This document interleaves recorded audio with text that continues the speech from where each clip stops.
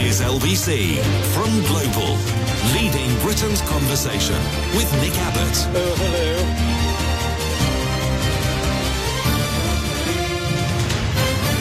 Well, let's get back to it. Yes, let's get back to it. It's the A to Z of 2024. It is happening now. A quick recap of the rules. The rules are to be adhered to strictly.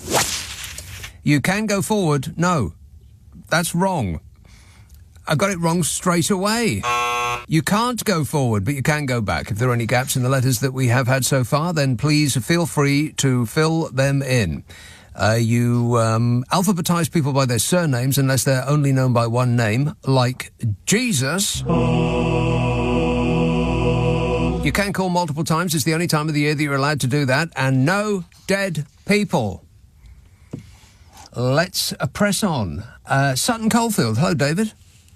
Hi, Nick. David. I think I'm really glad to be first because we have the numero one of tennis players, or one of them anyway, Right. Rafael Nadal, who retired this year after an illustrious career.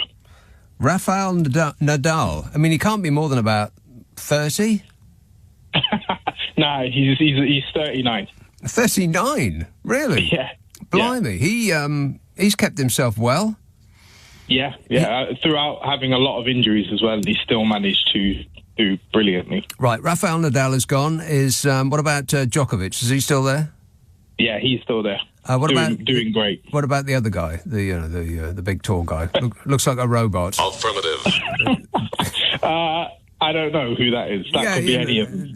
They seem to divvy it up between about three of them for the last 10 years or so, and sort of shutting absolutely everybody else out. And eventually, they're all going to have to, put their racket in the fridge and put their feet up, and somebody else is going to have a go. But, That's it. But right, Rafael Nadal retired. I don't know what do footballers and tennis people do? Well, all sports persons really when they are too old to do what they do anymore, which is usually in their 20s or 30s. 39 is pretty good going. You sure about that? I'm 100% sure. 100% sure. Well, you can't get better than that. Excellent work. Thanks a lot, David. Sam says, in a sports-related text, he says, have you had K for Jurgen Klopp? Yes, I have. The Liverpool manager left this year after 9 years in charge, and, weirdly, absolutely nothing happened. That was bizarre. You'd have thought that something would have happened, that they would have, fallen flat on their faces, tripped over their own shoelaces, but no, they just carried on with the rock and roll football. Rock and roll! Mitcham. Hello, Leroy. Greetings, Nick. Yes, Leroy. Yes, so we missed this one on the A. Right. Alcohol shots in Laos. Do not drink the Kool-Aid. Yeah, that's right. Booze. Yes, because you don't know what it is. Make sure that you get it from a reputable dealer. Yes. And I've got another 4. Yes. Right. Dentist. Dentists? Yes. Dentists? What? People are resorting to pulling their own teeth. Oh, right. Yes. Yeah, probably not specific to this year, but there was a lot of it about. Yeah, No, it is this year. Definitely this year. We Yeah, are absolutely certain that it was this year. Yes, absolutely. It's in the it's in the tabloids. Oh, well, if it's in the tabloids, then it must be true. Yeah, people are pulling their own teeth because they can't get a dentist on the NHS. What a way to run a country, eh? Dreadful. Yeah. Can I just elevate Jeremy Corbyn, please? Elevate him?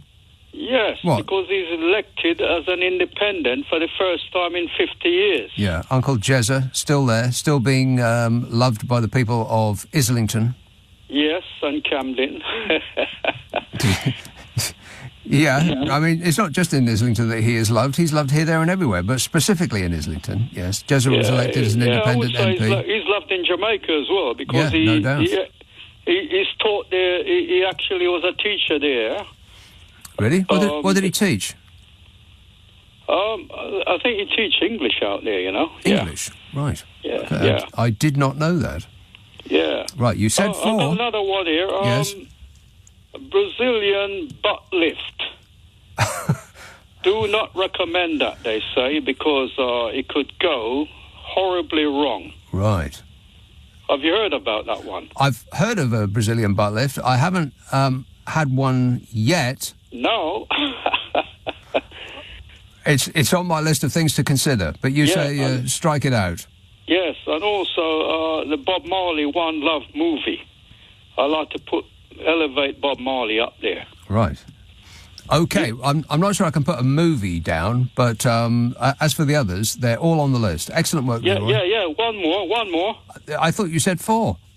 Yeah, no. You know, the pollution in our waterways. Yes. That comes under P, doesn't it? Pollution.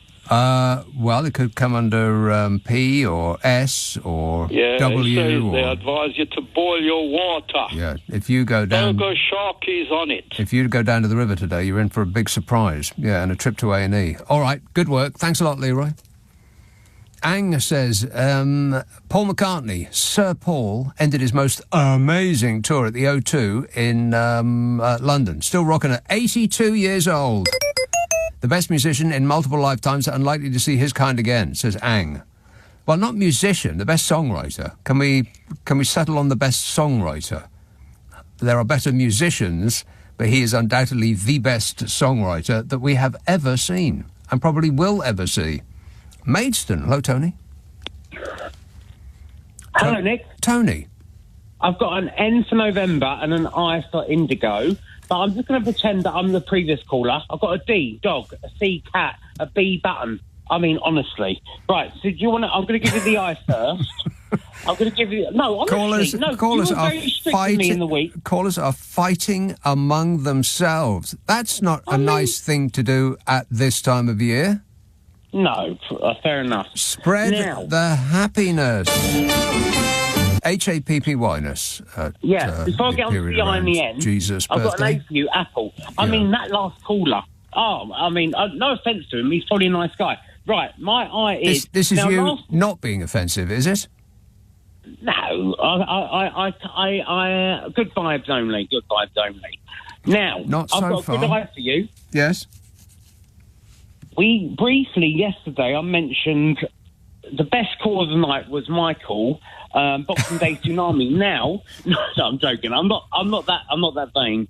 But yes, now we did briefly mention your friend Carol was in Thailand. Yes, she was in Thailand for the tsunami. Oh, right, yeah. Yeah, we were discussing that on our podcast, the last episode of which is available on an internet near you. It's called What's Your Problem with Nick and Carol? Oh, right, yeah. Yes, but have you seen the film? I watched it earlier on stage. It's called The Impossible. No, I have not, no.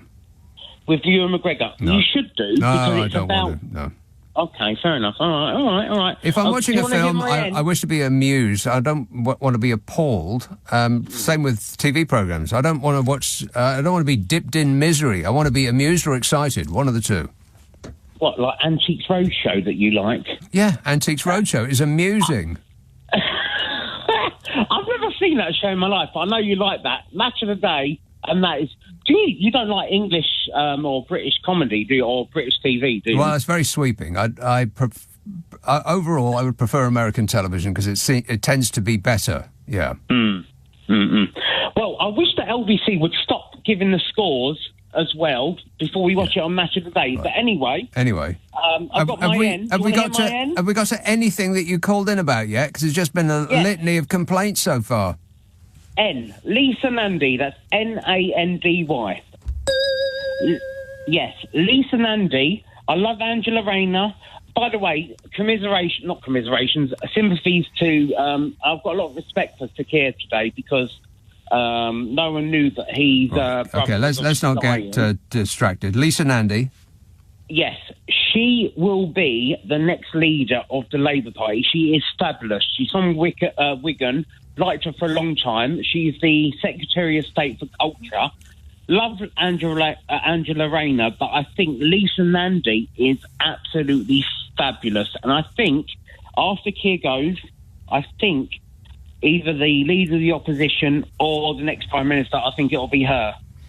Right. I think she deserves a mention. That's all I've got for you tonight. Okay, and you were complaining about the first guy, giving me examples of things that weren't really relevant to this year. That's a name of somebody who may have a job at some point in the future.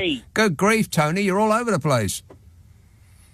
But I do wish you, all the best and top of the season. Nick Abbott on LBC. Call 0345 6060 973.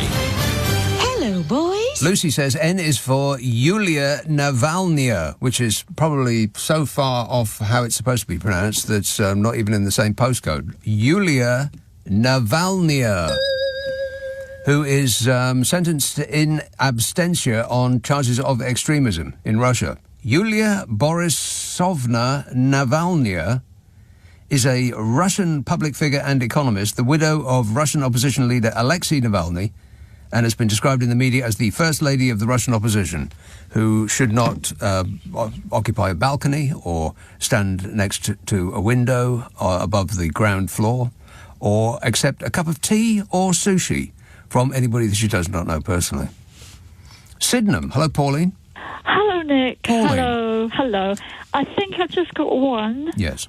Notre Dame. Notre Dame. Now, why did you say that questioningly? I wasn't sure whether someone said it already. No, they haven't. It didn't really matter if they have or they haven't. You don't have to listen to every single solitary second of this. Just if something occurs to you, just blurt it out, Pauline. Okay, well, very happy New Year to you, and thanks for all the programmes. I appreciate that, Pauline, and the same to you too. Thanks a lot. That's on the list. So far, we've only got 2, and we're almost 20 minutes in. I'm striking out Lisa Nandy because that didn't really have anything to do with what's happening this year. That was something that was going to happen, perhaps, at some point in the future. We're not predicting the future. We're mopping up the past here. So Rafael Nadal and Notre Dame reopened, and didn't they fix it up well? Let's have Swanage. Hello, Nick. Oh, hello. Yes, Nick.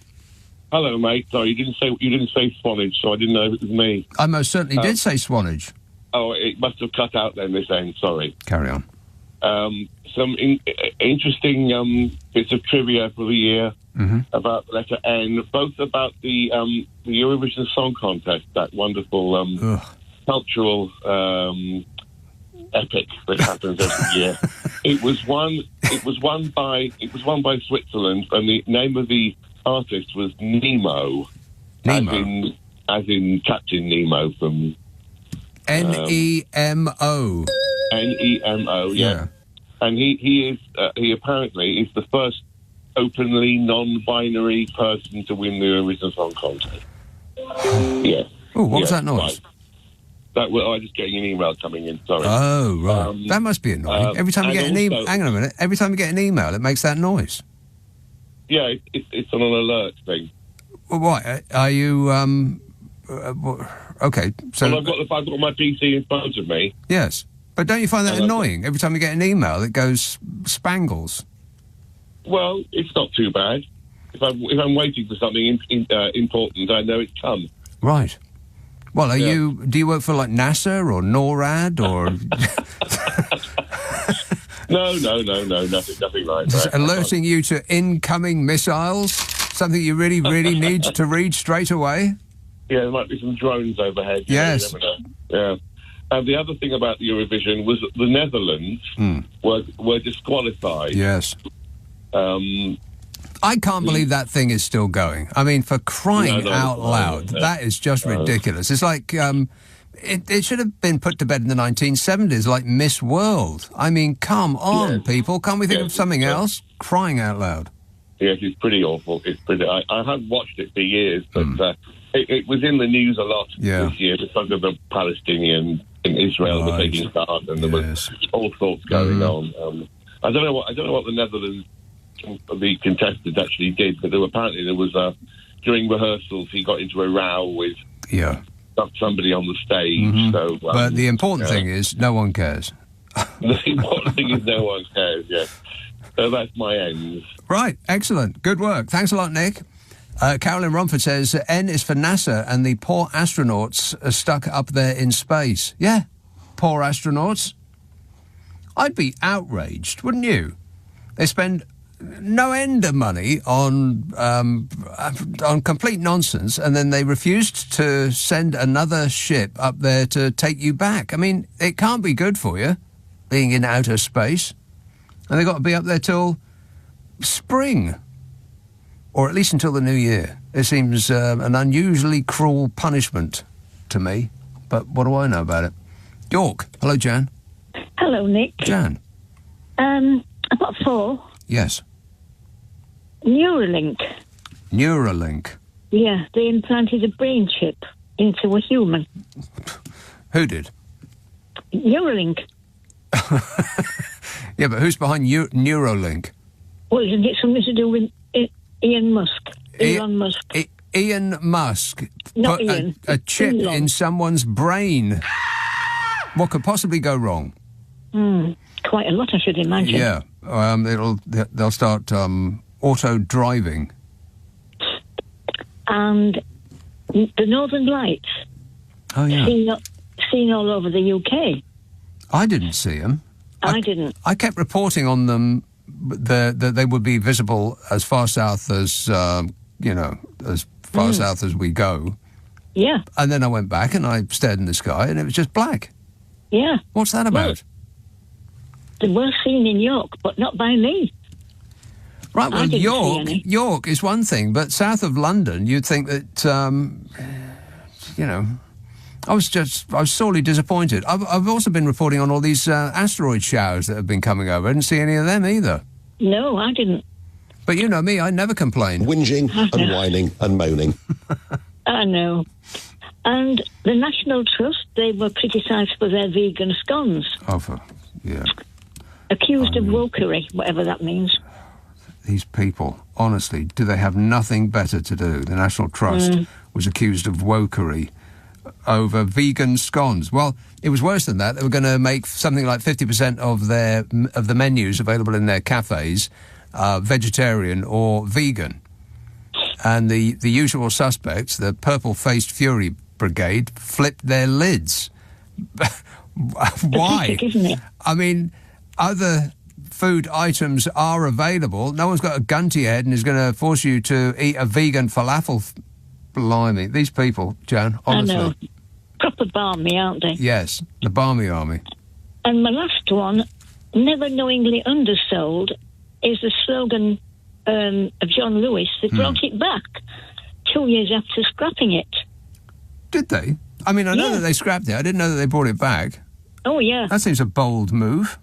It's on all the... Oh, of course, you don't watch adverts, do you? No. It's on all the adverts. Is it? Yeah. Never knowingly undersold. Yeah. The thing with that is that people don't buy in shops anymore, they buy online, and I don't think that counts. I think that there is an asterisk by that.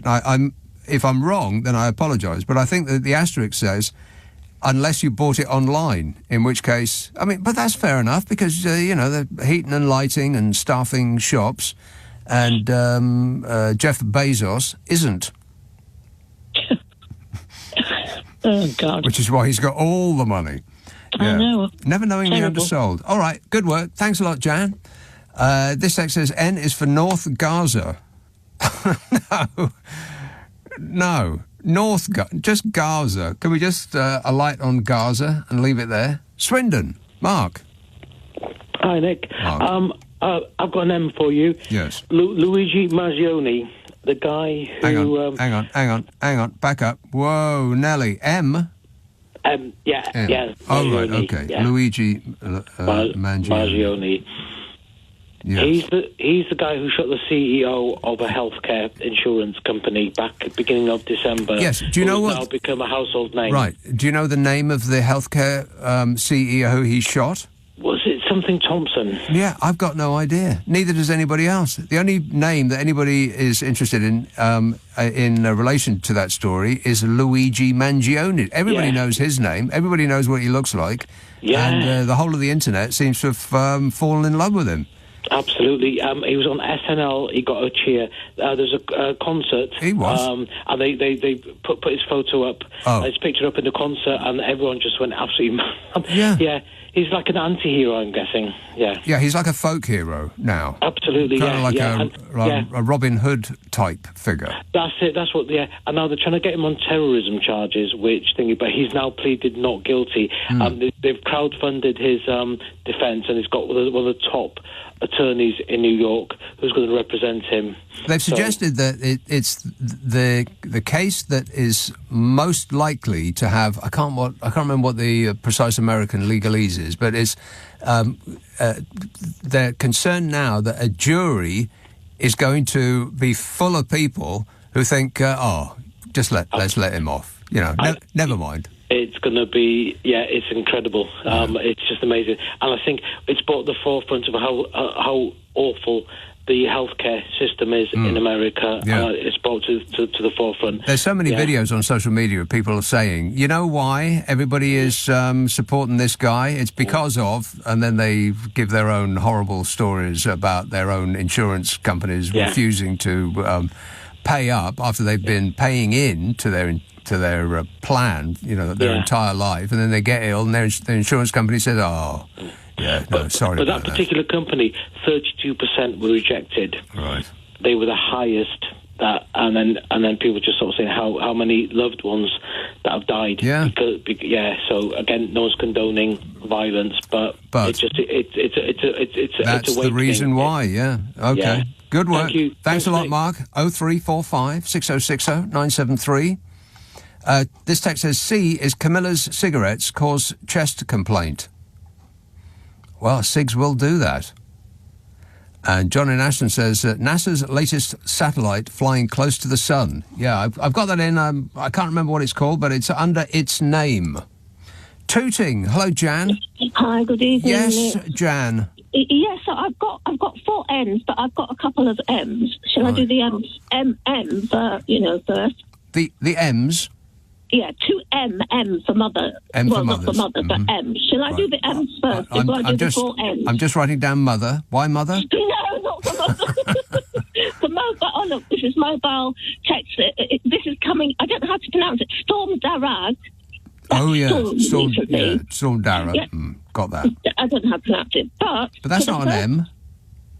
No, but it's Unless it's a silent M. Is it Storm Darragh? No, Nick. This is about the first time the government has ever used it to give an emergency message. That's right. Text message on people's mobile phones to 3 million people who would be affected by it. So it's the first time it was ever used.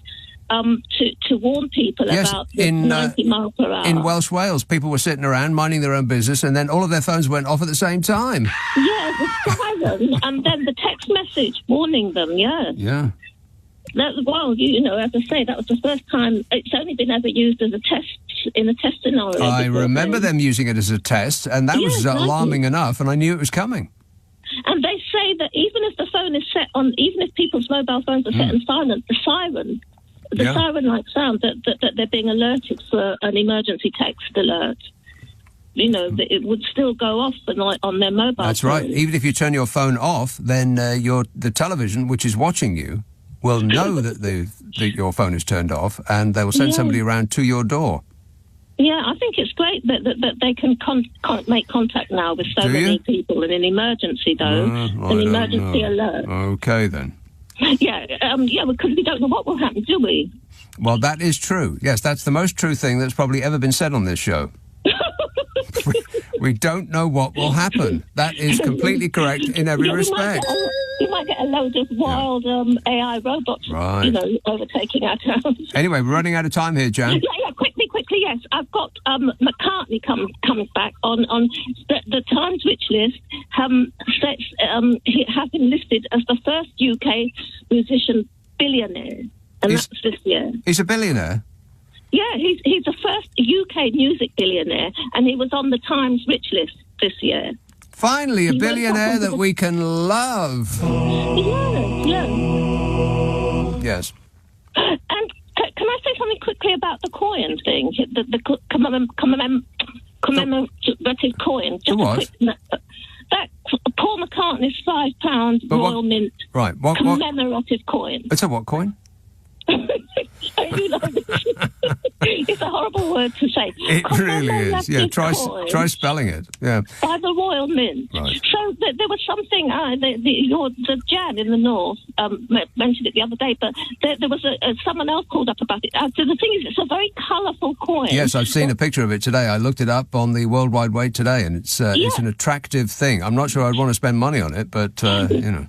McCartney was design of the design of it, and that colourful thing is a reference to his magic piano, which was painted with psychedelic paint, electric piano, and it was used in the film. He had Magical Mystery Tour. A magic piano. Groovy. Yeah, that does sound sensational. Yes, Here, Jan, I'm afraid that we've just run out of time. I'm sorry, but I am apologetic, but we have chit-chatted too much.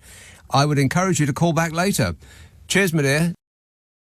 Nick Abbott on LBC. Call 0345 6060 973. Would you mind telling me what this is all about? Yes, certainly. It is the A to Z of 2024. We are constructing a list. I'll check it twice and then stick it in a book that is coming out at the beginning of next year, along with my commentary of all of the daft things that occupied us on this super show over the past 12 months. Where am I now? Harry says, military horses on the rampage through London in April. M is for military. Yes, they were spooked by builders, I think. Builders were making a noise. They yelled from scaffolding. Whoa, look at them legs. All four of them. And they bolted. As you would. Ipswich. Hello, Emma. Hello, Nick. Sorry, that didn't make me laugh. Sorry, darling. Well, you got to have a laugh, ain't you?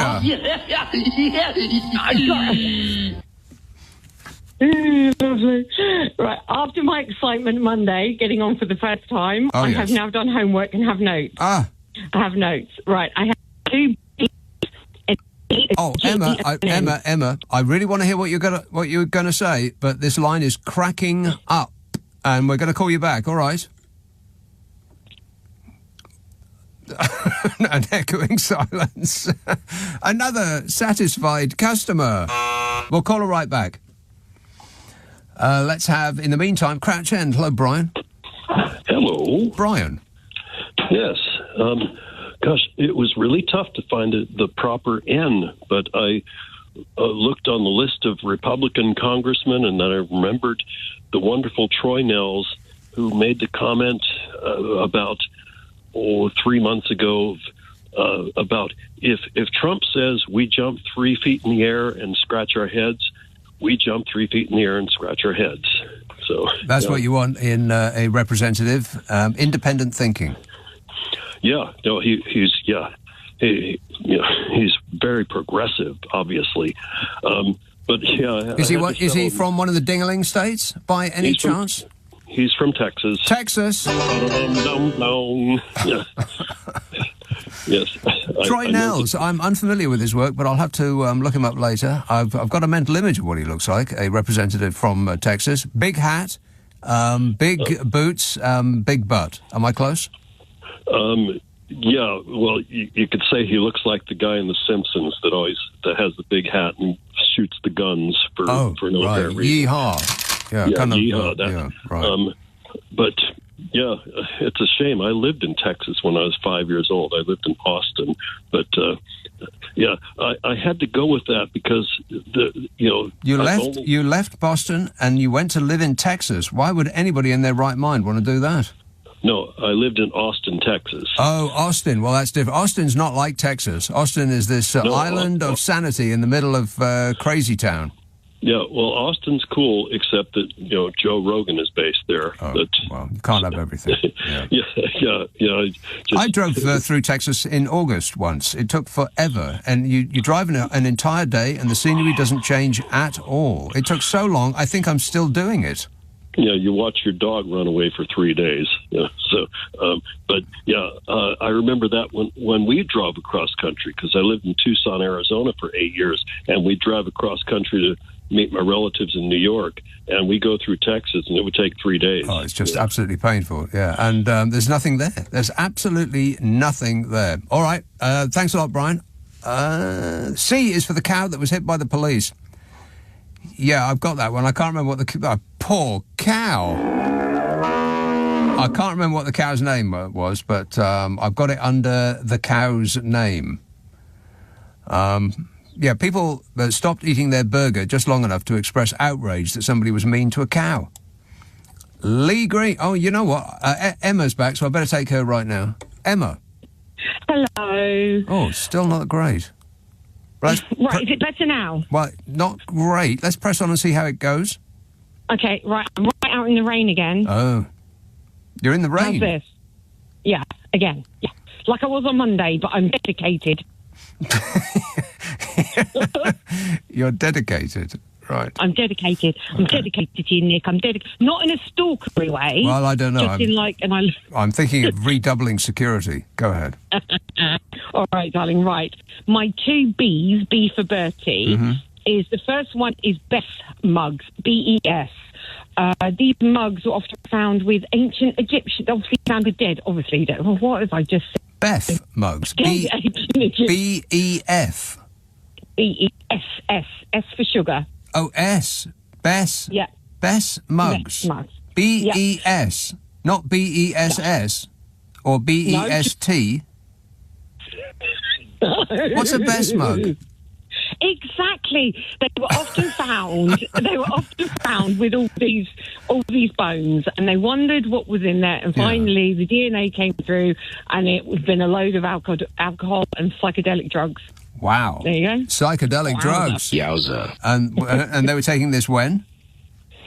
Well, shortly before they died. So apparently Bess is actually the Egyptian god of protection, fertility and medicinal healing. So perhaps they thought they were in for a bit of medicinal healing and it didn't go well. Yeah. Oh, right. Really? And then my other B is body bags at soft play. What?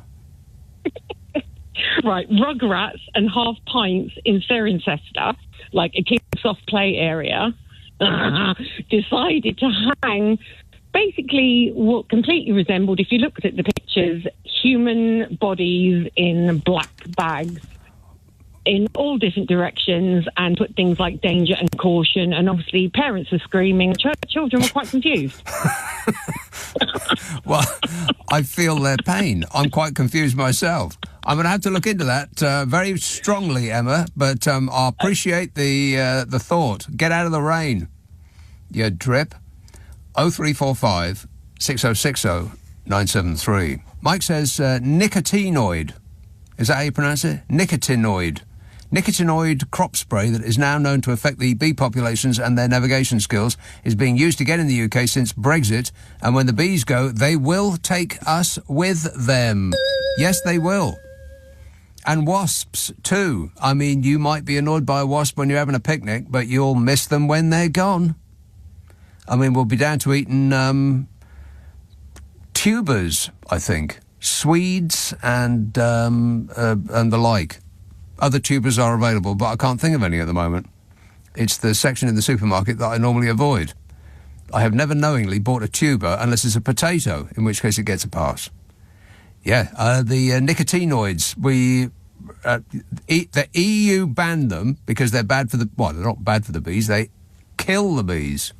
And we continued to use them, but I think that the Labour government has now belatedly banned them too.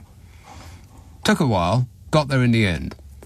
Let's have Sam Batch. Hello, John. Oh, yeah. John. I met my sisters over the Christmas break. Oh, yeah. And they're from Liverpool, obviously. And obviously. It seems to be it's to do with dental work. Because it's so hard to get dentists. People go to Turkey to get the teeth done. Turkey teeth? Yeah, and they do. They come back and I know what you're thinking. Turkeys don't have teeth. Yeah, they come back from Turkey with these gleaming like tombstones. And everybody knows it was turkey teeth. Yeah, just tone it down a bit, just a little. I mean, you could read a book by the light coming from those teeth. Yeah, and it seems to be a popular thing. They're all known as turkey teeth. Turkey teeth. I didn't know that because I live out here in the with the Woolly-backs out in the Woodlands. Right, yeah, middle of nowhere, yeah. Cheshire. Yeah, Cheshire. Basically, it is. All I see is tractors going past. Nigel Farage on everyone. With protest signs. Picture of Nigel on the back of every single one of them, yeah. Oh, good on you, Nige, you shove 'em. And when they go past, you keep flicking up mud and muck and... Yeah, and all sorts. Excrement. Yeah, exactly. Yeah. And the rest of it, yeah. Mud, that's the least of your worries. Yeah, so turkey teeth seems to be the thing. Right. Okay. I'll note it down. I'm not entirely sure that that's specific to this year, John, but leave it with me. All right. Okay. No worries. Okay. All right. Thanks a lot, mate.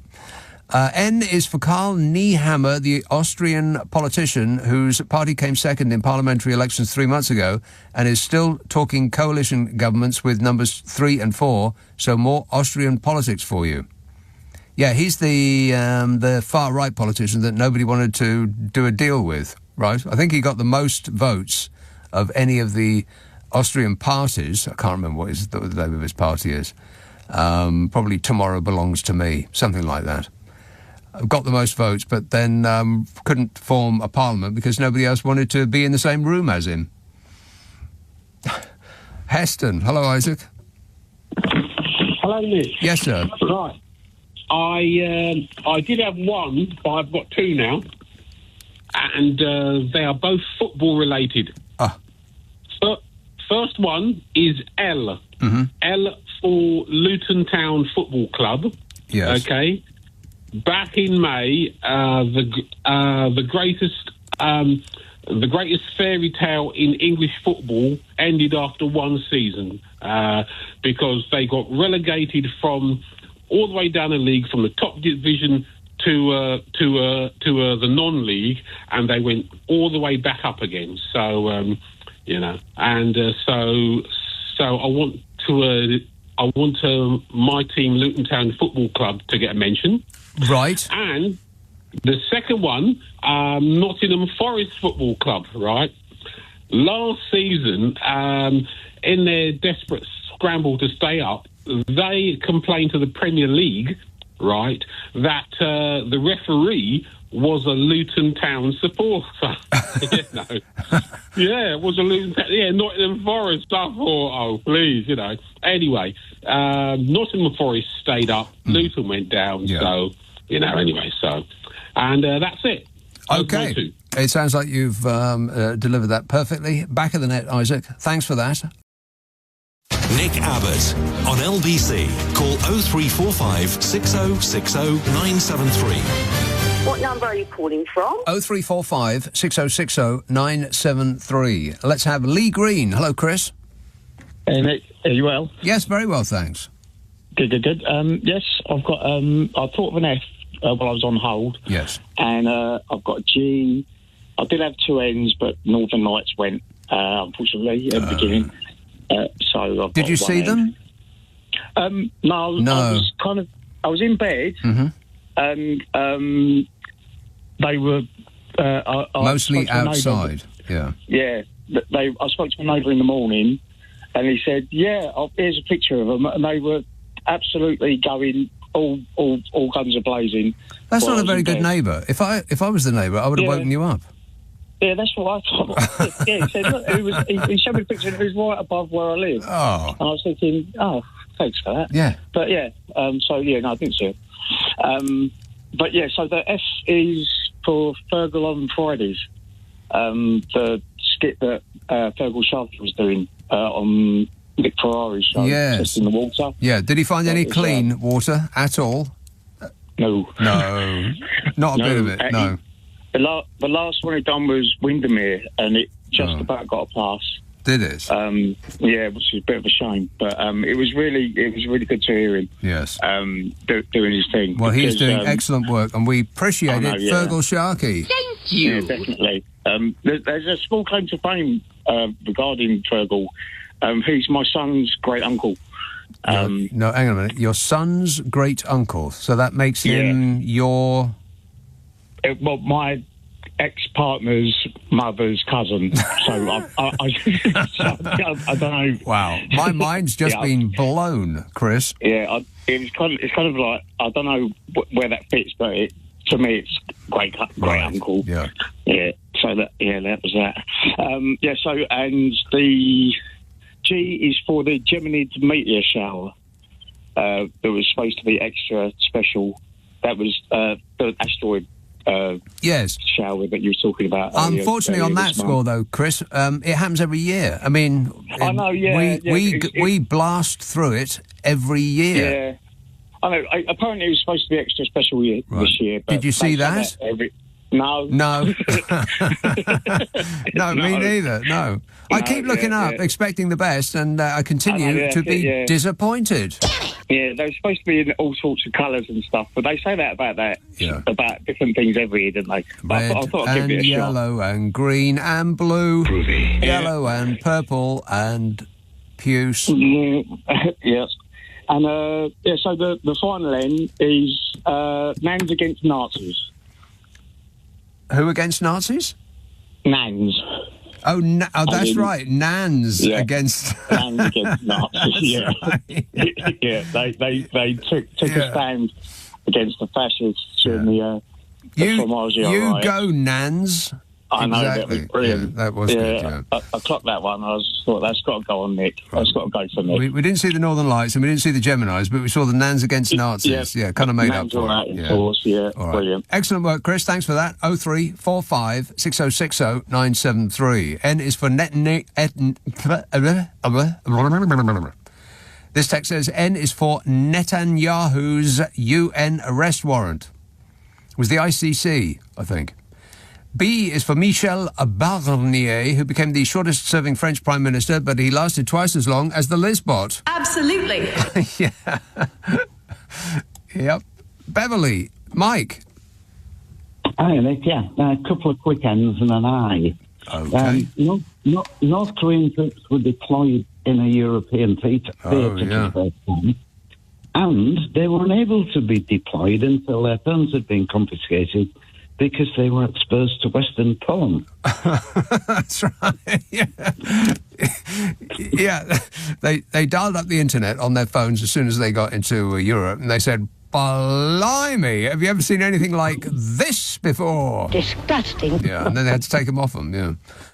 Yeah, and this next one is Norway has threatened to stop supplying Europe with energy and putting our lights out because their rules are a bit different to ours, and because they're supplying their electricity to Europe, the price of electricity in Norway is quadrupled, and people are not happy. I bet they aren't.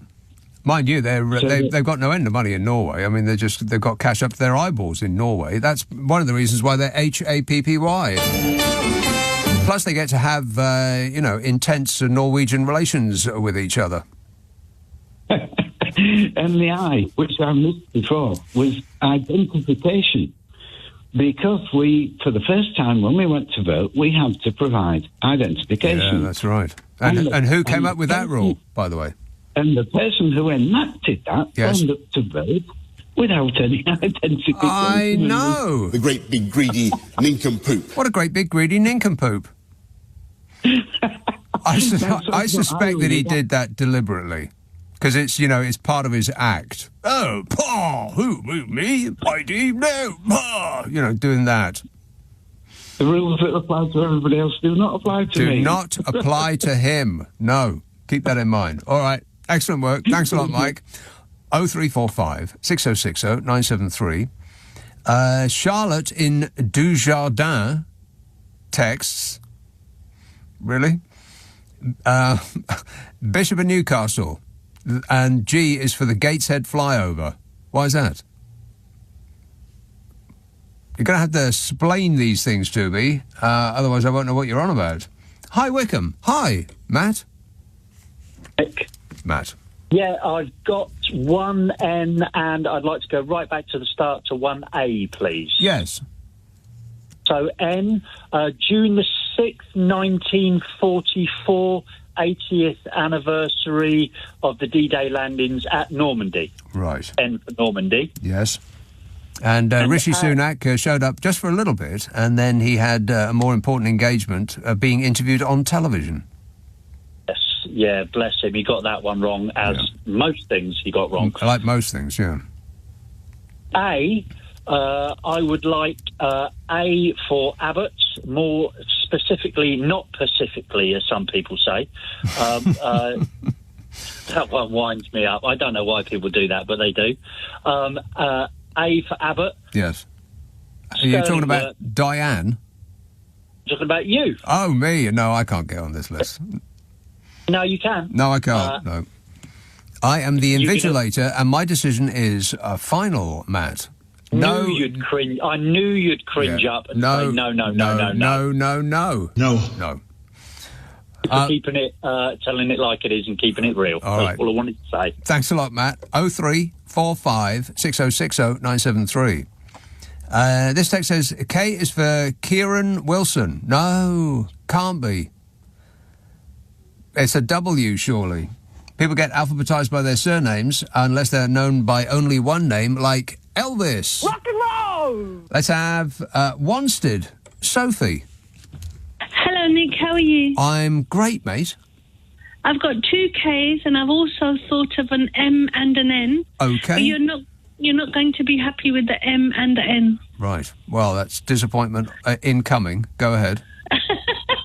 So Kansas City Chiefs and Travis Kelce, because of the lovely Taylor Swift. Obviously, they've been in the news a lot. They have, yeah. But not really for anything related to the Kansas City Chiefs. I mean, I guess...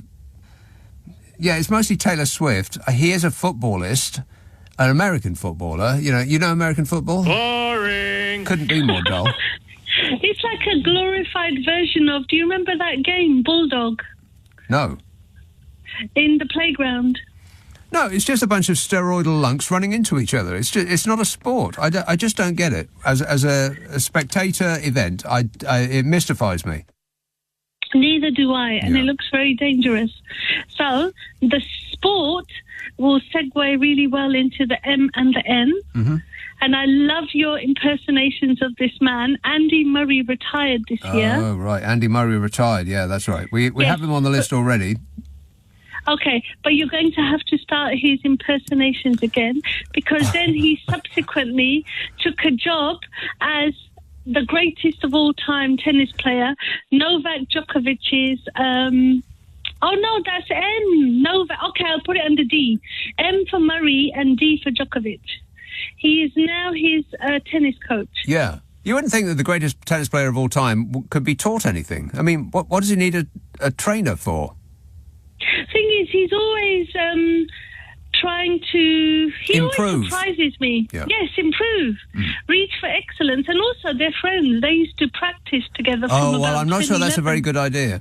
You don't want your trainer as your friend. Well, you don't, because you can tell your friend to go stick it. Whereas, somebody who you don't know very well, you want to, crack the whip. Just a bit. I think they've got... they've got good camaraderie, but his last coach was amazing. Goran Ivanisevic. Yeah, even I remember Ivanisevic. Yes, because he's the only wild card that has ever won Wimbledon, Nick. Right. Well, that just is fascinating. I can't tell you how uninterested I am in that fact. Can I tell you, the lady who was on before and she said best mug, I thought she said best mug. Yeah. And this is a Secret Santa story.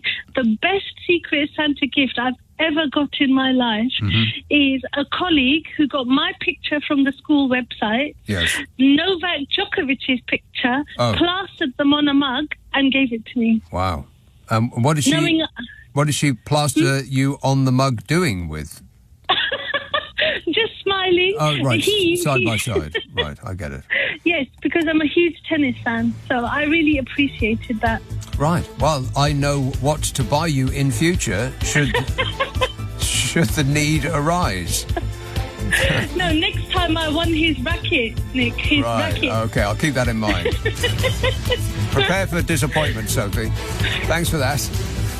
Okay, now the next letter is going to be a tad tricky, I suspect. O. Oh, no. Exactly. And after the news at 12, 2 letters, each half an hour, P and then Q. As we charge through the A to Z of 2024, up to and including the letter O after the new news at 11, with me, Nick Abbott, on LBC. On your radio, on Global Player, and Play LBC. leading Britain's conversation. This is LBC.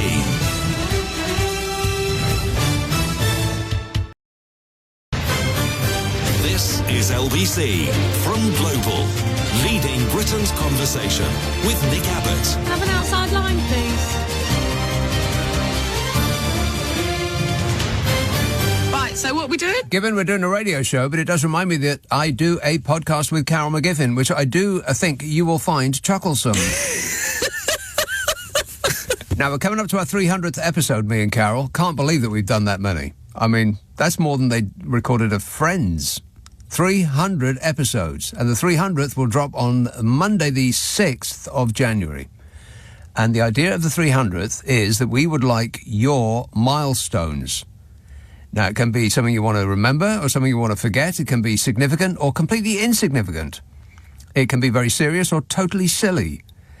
The email address is nickandcarol@global.com. That's NICKANDCAROL @global.com. And prepare to be totally satisfied. Oh, right, yeah. It's called What's Your Problem with Nick and Carol? It's available where you get your podcasts, including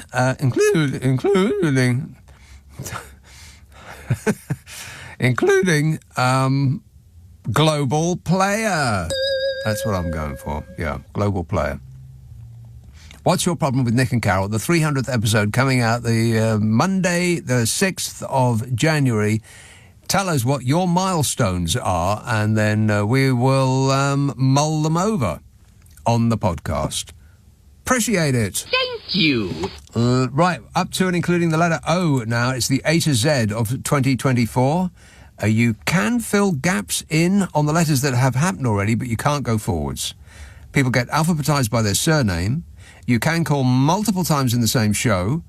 And no dead people. That is a new rule for this year. Belvedere. Hello, Mike. Hey, Nick. How you doing? Good, thanks. Good. Well, I've got an O, an M, and possibly an F. All right. The O is, which is Optimus, the new AI robot which Musk released in October. And when asked by the press, he said... Oh, Mike just disappeared. Now, don't you find that suspicious? Well, Elon Musk stopped interfering with this program. He just disappeared as soon as he was going to start describing. In fact, as soon as he said the word Musk, he just disappeared into the ether. Isn't that alarming? Oh, he's back. You hear me now? I can now. Lovely. Sorry. Well, Musk, yes. He released in October an AI robot. Yes. Which, when the press asked about it, said it had a 20% chance of creating Armageddon. 20%? Well, I don't like those odds. No. It seems like a good deal to me if you're Musk, anyway. Well, yeah, it will probably be programmed not to attack him personally. Yeah, wonderful. Yeah. I've got an M. Okay. Marcus, which a Conservative MP in April, when he was suspended for alleged misuse of party funds, as he called a campaign manager at 3:15 in the morning, saying that he needed £5,000 to pay off bad people. Bad people, right. And, yes. I wonder what kind of bad people. Absolutely. Yeah. Yeah. And F, the Francis Scott Key Bridge in Baltimore, which collapsed after being hit by the container ship Darling. Yes.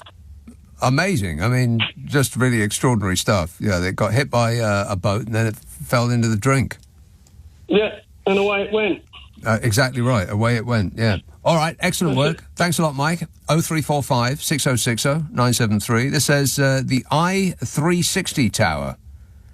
To no one's surprise, the I-360 tower went bust. Well, I'm surprised. It went into administration this month, leaving £51 million debt. Blimey. I've been up that thing. It was absolutely terrifying. I mean, I'm not normally put off by heights, but that thing, I couldn't get to the ground fast enough. If you haven't seen it, it's a glass donut around a central shaft that goes vertically into the air, and the donut is glass all the way along the sides and crucially over the ceiling area. And it goes up and up and up, and I thought, oh blimey, this is getting a bit high. And I thought, I think we better stop now. And I started getting more and more alarmed because it kept going up. And I thought, I really don't think that this is safe anymore. I think that somebody should be alerted that this thing has gone out of control, and it should be stopped straight away. And I had to sit down. I had to come back from the edge because it just got too alarming. I thought, what's the point of going? There's nothing high. Well, apart from the residents. Want to score some pot? There's nothing high in Blackpool. Not Blackpool, yeah, Egypt, Brighton. You could practically see Blackpool from the top of that thing. And it just got more and more alarming. And so I had to sit down, and I made the mistake of looking up and realised that at the moment that I was, that I'd had enough, there was still about 2/3 of the way to go. I don't care, even if they give me the £51 million that they are in debt, I would not go on that thing again. But what are they going to do with it? I mean, it's huge. I mean, it looks quite good from the ground. I mean, it's an attractive thing to see going up and down. But what are they going to do with it? But we'll find out, I suppose. Absolutely nothing works in this country. Northwich. Hello, Dominic. Hello, Nick. I've got two historic and cheekily, potentially victorious events that could be done. All right. I've got a K and an O. Which would you like first? K? Yeah, so with the K, I'm not sure, I don't think you've got it yet. Kursk. So the Ukrainians actually invading Russia. Oh, yeah. For the first time for 80 years since the Germans went in with a massive fleet of tanks. Yeah, and Rootin' Tootin went nuts, flipped his wig. Well, he obviously doesn't wear a wig, but if he did, he would have flipped it at the very idea that somebody should attack Russia. He having been attacking Ukraine all along. Yeah, and there are two sort of slightly weirdly related Ks that go with the Kursk as well, in that the Korean troops that have gone in to try to take it back seem to be wearing green khaki in white snowy fields so that they're easy to take out by the Ukrainian artillery. Yeah, I didn't think that was strange. Yeah, I didn't think that was going to go very well when it was first announced. I thought, well, first of all, they're not going to be able to understand what anybody's saying because do the North Koreans speak Russian? Doubtful, and vice versa, probably not. No. Yeah, the radio chatter is confusing everybody on that one. Yeah. And then the O, another cheeky victory potentially for Offwhat, who delivered a world-beating, historic, record-breaking deal for the British water companies just recently by increasing the water prices by 36% on average. What is the point of Offwhat? I mean, really, we'd be better off without Offwhat. I think if we just did it ourselves, we'd be in a better position. The water companies thought we probably want a 33% pay rise, which is essentially what they're going to get. Yeah, free cash. So we'll ask for a 90% pay rise, and then it will seem like the public have got a deal. Yeah, some people are calling for a new regulator with sharper teeth, but actually this one's got sharp teeth. It's just that they've chosen to sink those teeth into the consumers, 30 million households who are going to be bled dry to make a few CEOs and shareholders rich. Right. So thanks a lot, Margaret Thatcher. Yeah. All right, good night. Thanks a lot, Dominic. 0345 6060 973. Liam Wanston says, H is for horses. Those are the 6 horses that were running loose in central London. Thankfully, they were recovered and are alive and well. Glad to hear it. Yeah, got those several times. Newark, Lawrence. Well, let's put Nottinghamshire on the map because Robert Jenrick was the only MP for the Conservatives to win a seat in Nottinghamshire, the whole of Nottinghamshire. And he was also leader of the Conservatives campaign and was defeated by Kemi Beganoff for the leadership of the Conservative Party. So honest Bob Jenrick didn't quite win the leadership, but he did scrape in Newark MP. And he got a new haircut and he lost half of his body weight, and it seemed to make him even more unpleasant. Yes, we also elected an East Midlands MP, East Midlands mayor, the first mayor of East Midlands. And the loser was Ben Bradley, who also lost his member of Parliament for Mansfield as well. So he lost 2 places, and he stood down as leader of the county council, Nottinghamshire County Council, this year. Right. It sounds like you're plugged in to politics in Nottinghamshire. I am. Well, I'm a Labour supporter, and I also got elected on the town council. Did you? In this year, in May. And what were you promising the electorate? Honesty, credibility. Yes. I'm a former mayor of the town as well. Is that a fact? Yes, I was. I hope you take this the right way, Lawrence, but you sound like a mayor. I'm a Londoner originally at birth. Right, by which I don't mean you sound like a right mayor. I mean you do sound like an official. It was it's just an honorary title, the mayor of Newark, not like the big London mayor or the East Midlands mayor or the. But do you get a badge? Yes, I do. I do have a badge, and I got a. They honoured me with a badge to keep as a symbol. What does it say? It just says former mayor of Newark, and it has my mayor badge. Right. Retired mayor. I will only serve 1 term, by the way. Does it have your face on it? Your beautiful face. It just has a coat of arms of Newark. Right. And do you wear it out? I wear it on civic events. Okay. Yeah. Does it give you a discount in coffee shops and such? I went to Poland. So I wore it and went to Poland, representing the Poland is our twin town. Yes. And we took 3 presidents back to Poland. So I will be calling on the P's next time. Right. Well, I look forward to that. What were the presents? The presents, I had a few books and souvenirs, Well, were they specific to Nottinghamshire? You gave them a present. What did you give them? We what do we give them? Well, we give them our hospitality. Right, a box of chocolates and a kiss on both cheeks. We usually come and have a twinning association in Newark, and the French and the Germans. We've got 3 twinning associations in our town, by the way. I always wondered how they decide which town gets twinned with which. Well, they have the same size. They decided it was the same size as Newark. Right, it's a size thing. Right. They go by size. They have a castle and a river. We've got the River Trent. Mm-hmm. So they've got a river. So we merged with some people who got the same sort of interest, I suppose. Right. Farming and that sort of thing. Quite hard to find a town that doesn't have a river.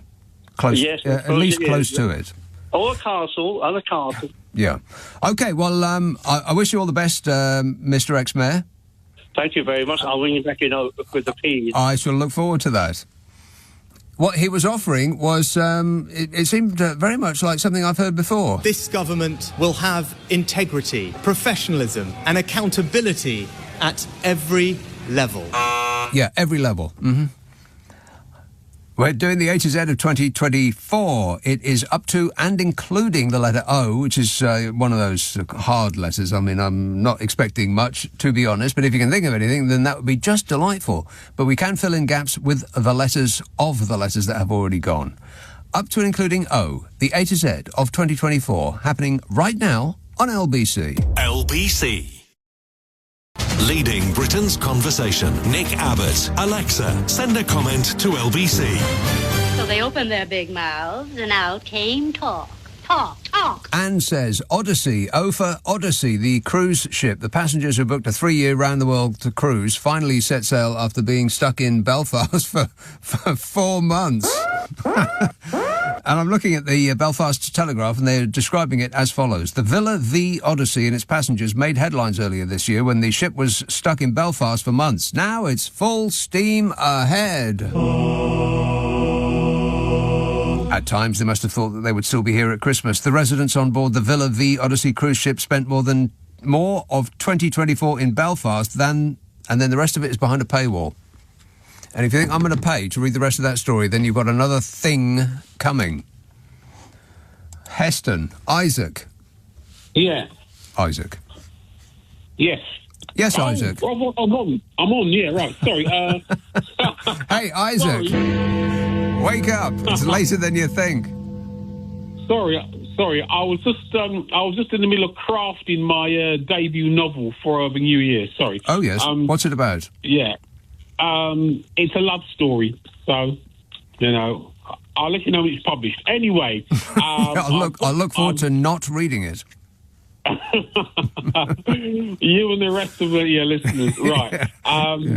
I've got an O, and I've just thought up an M, yes, right? Go ahead. The O is Oxfordshire, okay, made famous by its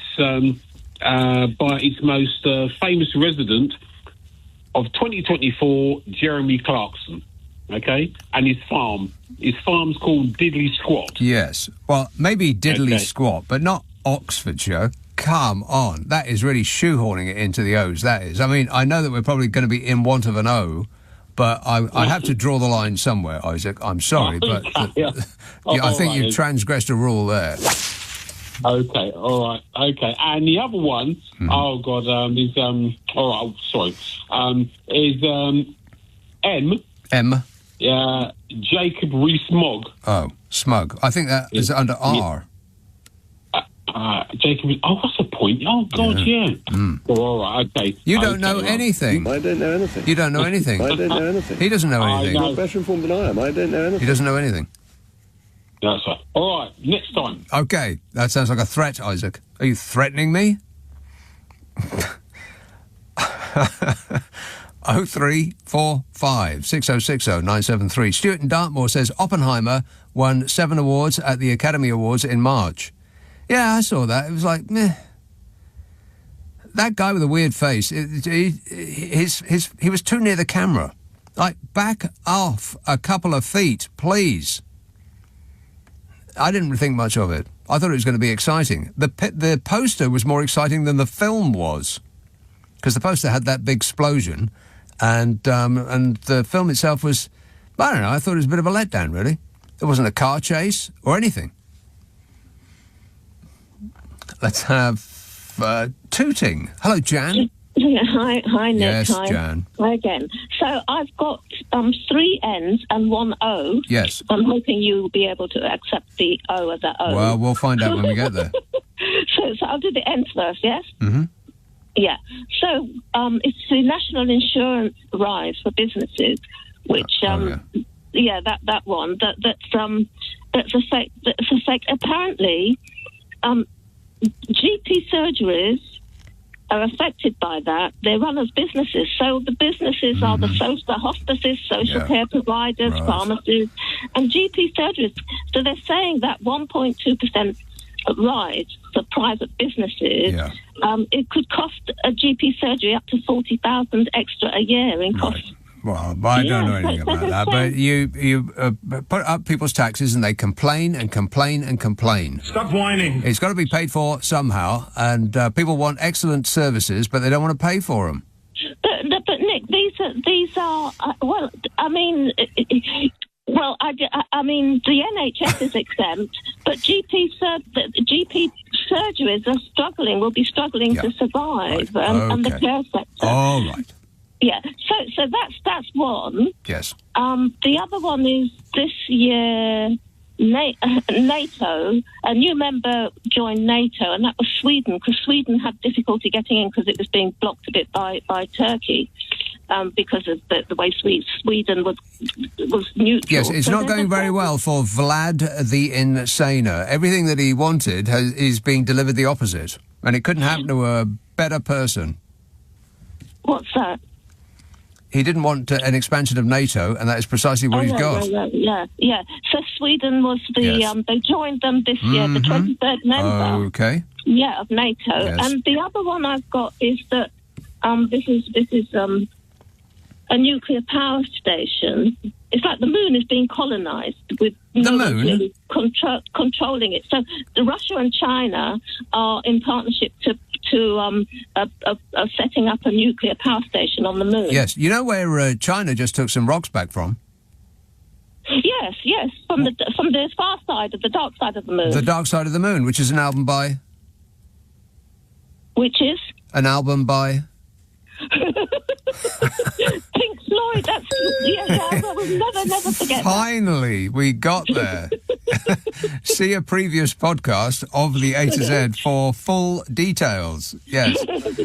All right. What have you got that begins with O for us, Jan? Yeah, October. I think it can fit there because October? What happened in October was quite significant. It's in the news today as well. Yes. Is that Russia I'll give a bit of the backstory to why it happened then. Do you have to? All right. Russia, North Korean, 10,000 to 12,000 North Korean troops. Yes.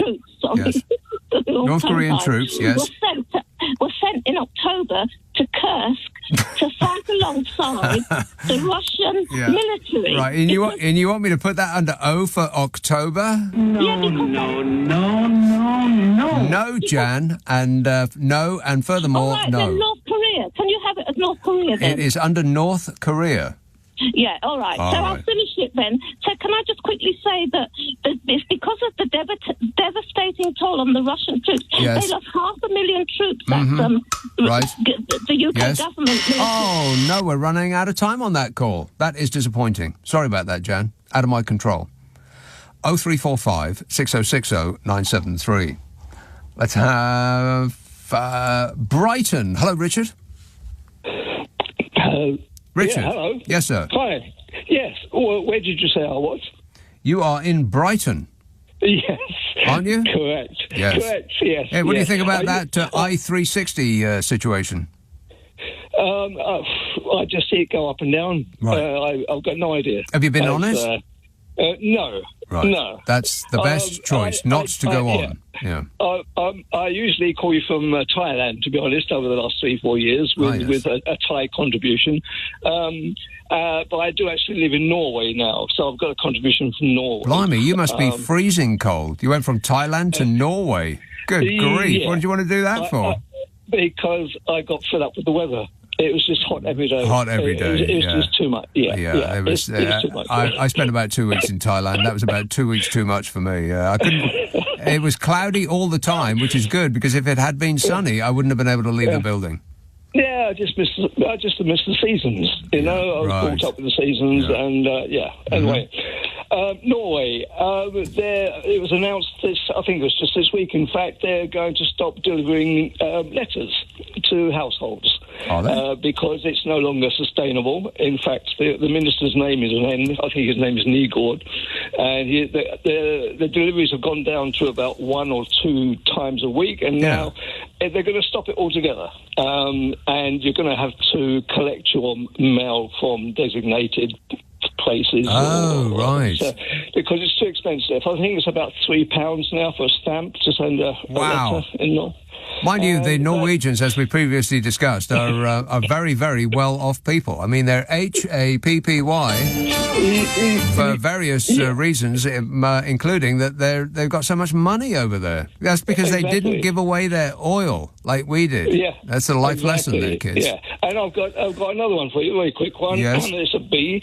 Bottle caps. Have you done that already? Oh, no, we haven't. That is a good one. This Euro thing where the bottle cap has to be attached to the bottle all the time.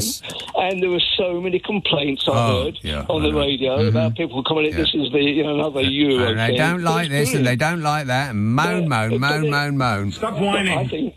I think it's brilliant. You don't have to have a hand holding the cap anymore. It just stays on the bottle. Right, exactly. Yes, you just get used to it, for crying out loud. Change anything and people complain and complain and complain. Exactly. Yeah. But that's my contribution. Okay, so far. very good work. Thanks a lot, Richard. 0345 6060 973. Carol McGiffin was complaining about that. Oh, right, yeah. On the podcast that we do. I knew that she would. I think I mentioned it just to, poke her. I thought, what do you think about this, Carol? Like that. That's exactly what she sounded like when she was describing it. Bertie in Sussex says, O is for organ harvesting horror. Is it? I'm hoping that's a film. Maybe not. Is it a film on the Disney Channel?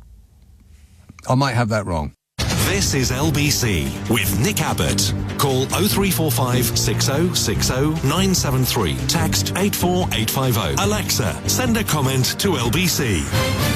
Oh, hello there. Very nice to meet you. It's the A to Z of 2024, up to and including the letter O on LBC with me, Nick Abbott. And let's see now. Giles texts, O is for Jeff Lynne announcing ELOs.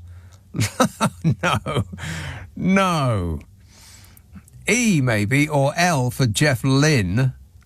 Oh, there is more. He says the last ever tour, which is called the Over and Out Tour. Well, I suppose so. Sun is shining in the sky. There ain't a cloud in sight. There's nothing but clouds in sight. It's like living in a cloud lately. I think we're in another anti-cyclonic gloom period. When will it ever end? I'll tell you what, I've mentioned this before, but if you're in the market for being amused, there is a video it's a routine that Birmingham did when they took over the Commonwealth Games from Australia. Australia says goodbye, and then Birmingham picks up the baton, and then they put on a production. That's how it works. The next town puts on a production at the end of the Commonwealth Games. This was quite a few years ago now. And they did it to Mr. Blue Sky, and it's probably still available on a worldwide weight near you. It's on YouTube. It's just brilliant. It's all done in one take, and it's out in the centre square in Birmingham there, which is an unalloyed delight. But it's terrific. Lasts the length of the song, and if you are not amused, if there's not a smile on your face by the end of it, then check your pulse. You may be dead. 0345 6060 973. Let's have East Yorkshire. Hello, Mike. Hi, Nick. Yeah. You've had Ofwat already, but I want to have a go at all preppist regulators, because we had Ofsted, who have now been told to stop labelling schools and colleges with a one-word definition. Yeah. And they've got sorted out. But look at them.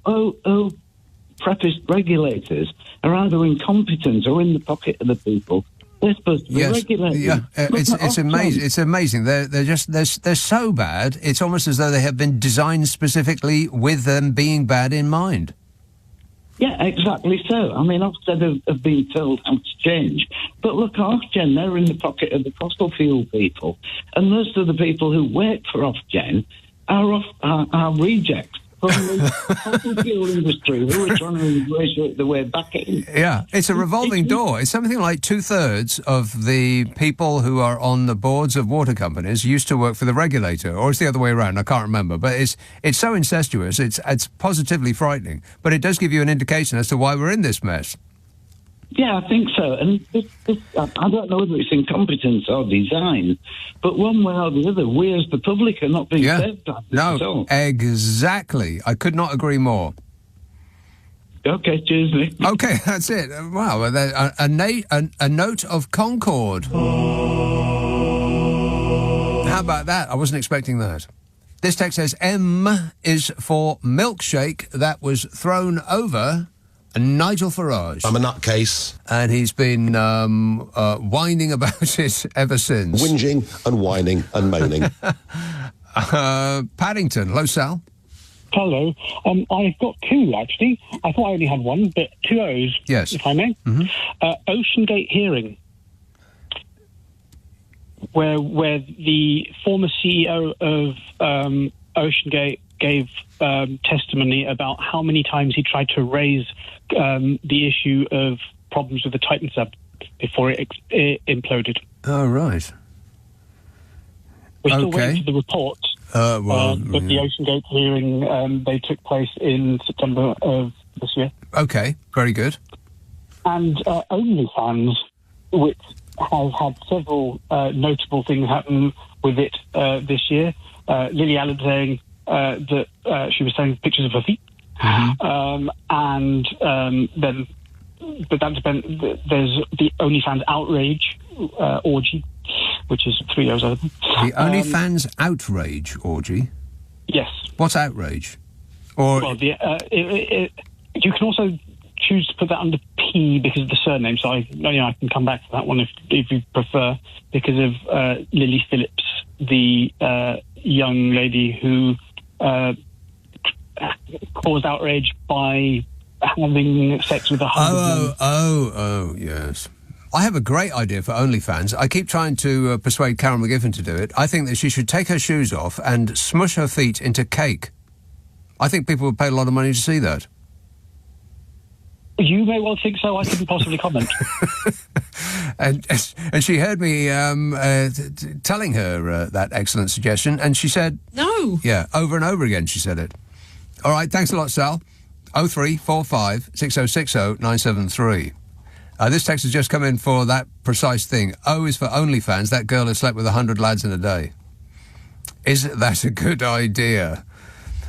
O is for Olympics. Where do you start? Well, the start is a good place, says that text. Yeah, it's the start of the Olympics. What drew such concern? The purple-faced Fury Brigade had a fit you could see from space. Croydon. Hello, Simon. Good evening, Simon. and happy day after Boxing Day. Ah, yes. I've got an L and I've got 3 O's. Yes. Now, one of those O's we'll have to leave till the end because you're not going to like. You're not going to like it L. at all. Let's start with the L. Start with the L. Have you come across the LignoSat? The LignoSat. Sat. What's that? The world's first wooden satellite. No, it's not. It is. It was launched from the Kennedy Space Center on November the 5th, developed by Kyoto University, and the idea, they did it because there's so many metal satellites now falling through the atmosphere and burning up and causing all kinds of pollution. This one will just nicely burn up and cause a nice neat little fire in the upper atmosphere. And it's all wood? It's all wood, yes. Well, what's the purpose of it? I don't know. Well, I suppose I don't know. It must do something with sat navs or something, or they can bounce things off it. I don't know how it works. It's unreasonable of me to ask you that. I should have just accepted LignoSat and moved along. I'll have to go back to the newspaper report and read it more thoroughly. That doesn't sound like a thing, though, does it? A wooden satellite. No, I thought you'd like that one. Right. First wooden satellite, so there you go. It's all to help the environment, yes, I guess. Well, protecting the universe, that is. Yes, yeah. So we got a couple of easy O's. Mm-hmm. August British band Oasis, whoever they are, announced a reunion tour of Britain Island 16 years after their acrimonious split. Yeah. I know nothing about them. I can safely say I've not knowingly ever heard any of their music. Oh, you must have done. Is it music? You No, must probably not. have done, Simon. Not knowingly. I know a little bit about them because one of my friends did a session, put a dub on one of their pieces after they'd recorded the rest of it, and they were extremely annoying, he said. They behaved like, arrogant, petulant teenagers cycling around the studio on stupid little bikes and annoying everybody. That sounds like them, yeah. Yeah, that's all I know about them. I know nothing about them apart from they're obnoxious. I don't know anything else about them. Well, I'll tell you something else about them, Simon. They're very, very, very, very boring live. I've never seen such a boring live act in my life. Well, there you go. Perhaps I have heard them and just immediately skated straight over the surface. Went straight to sleep, yeah. Yep. We got Ronnie O'Sullivan, a great sporting hero of mine. Not sport. I knew you were going to say that. It's a pastime, not a sport. Well, anyway, he is absolutely brilliant. I mean, he is absolutely stunning. He's the only snooker player I really like watching because he is extraordinary. Anyway, he made history because he won the 2024 Masters, making him both the youngest and oldest winner in the tournament's history because he won the first title when he was 19 years old in 1995 and then now won his 8th at the age of 48. Huh. Well, that is an interesting fact. Yes. Fascinating, isn't it? No, well, I didn't say fascinating. No, interesting. Briefly in passing. And now we come to the one which you've been waiting for. And it is a story that you did cover, but you very naughtily made all your fans wait right to the end of the programme before telling us all about it. In Kentucky, a man was declared brain dead, and he was registered as an organ donor. So he'd been declared brain dead. He was lying on the operating table so they could remove his organs. Oh. Yes, you remember this one. Yes. And anyway, I think his sister was there, and she noticed his eyes open up and seemingly track his loved one's movements. The doctor said, it's just reflex. It's just a normal thing. Don't worry about it. He said, well, who are we to question the medical system? Well, that's right. Yeah, and then one of the doctors was not sure and said, I don't know. And the other one said, no, he's been pronounced dead. And he actually woke up when they just had the knives just about to remove his spleen and heart. Isn't that lovely? And just to check, can he do without both of those organs?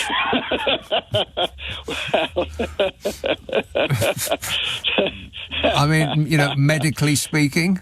Yeah, we're laughing now. Yeah. But if it was us on the operating table, would we be laughing then? Right. It's a little too close for bedtime for some people. I think that they will be having nightmares about that very thing. All right. Thanks a lot, Simon. That and waking up in a coffin. 0345 6060 973. Keith says an alleged Russian ship Finland boarded for damaging an undersea communications cable. Yes.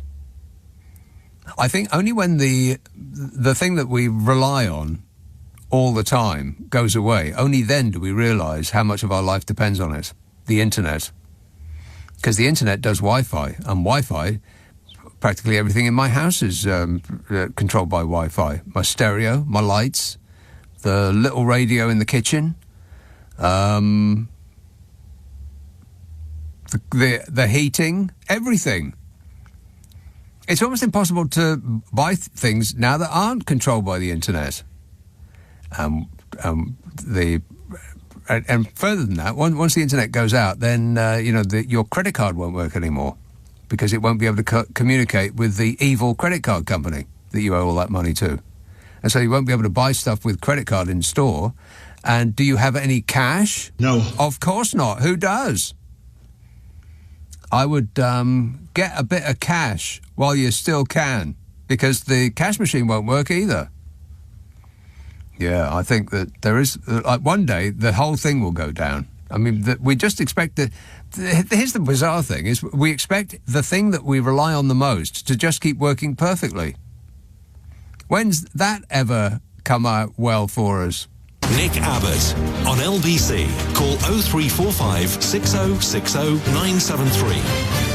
Right, whatever. 0345 6060 973. This text says, I've got an H for you. HMRC has announced that you can pronounce H as H or H when referring to them as it respects diversity. What? And I thought, no way, that is not happening. And so I looked it up in the break. Here's the story. HM Revenue and Customs, HMRC, has said that the name can be pronounced with either an H or an H because it respects diversity and different accents. Oh, no. Oh, Struth. The UK's Tax, Payments and Customs... You know HMRC, don't you? Yeah, that's them. The UK's Tax, Payments and Customs Authority declared itself agnostic over the pronunciation of the letter H in a move that will fuel a long-standing linguistic debate, says the Telegraph. Yeah, never mind about the blooming debate. Let's go straight to the punishment. H, not H. There ain't no H at the beginning of H. I can't believe it. It's like I'm under attack. East Grinstead. Hello, Martin. Hello, how are you doing, Nick? Good, thanks. I've got so many R's for you, it's unbelievable. But I'm going to start off with a simple R. Yes. And I'm going to end up with an O with loads of O's in it. So are you ready? Well, hang on a minute. Are you saying R? An R. R. Well, we ain't got there yet. Where are you going to now? I'm saying we hain't got there yet. You ain't got there then? No, we hain't got there yet, no. So what's Okay, your... then. What? No, I can't take an R. What have you got for O? What have we got for no? Well, that means it's announced recently that there was a guy called Mr. Opperman. Does anybody know Mr. Opperman? Opperman? Guy Opperman. Who's that? Is he under Secretary of State for roads? For what? Under Secretary of State. He's responsible for road and transport. Oh, roads and transport, right. I haven't memorised all their names yet. It's early days. Go on. Sorry, tell me about it. Yeah, well, they've come up with an amazing idea, mate, to the government to give all the local councils loads of money to fix these potholes or resurface potholes. Fix the potholes, right. I say that we take everybody that pronounces H as H and we grind them into a paste and we fill the potholes with them. How does that sound? No, you're totally wrong. It's her. It's her. It's not her. It's H. It's definitely her. Yeah. Huh. I can't take an R. I can't take an R, though, Martin. Can't do it. Not now. Well, how about the big, heavy cars? What are we looking for? P? No, P's...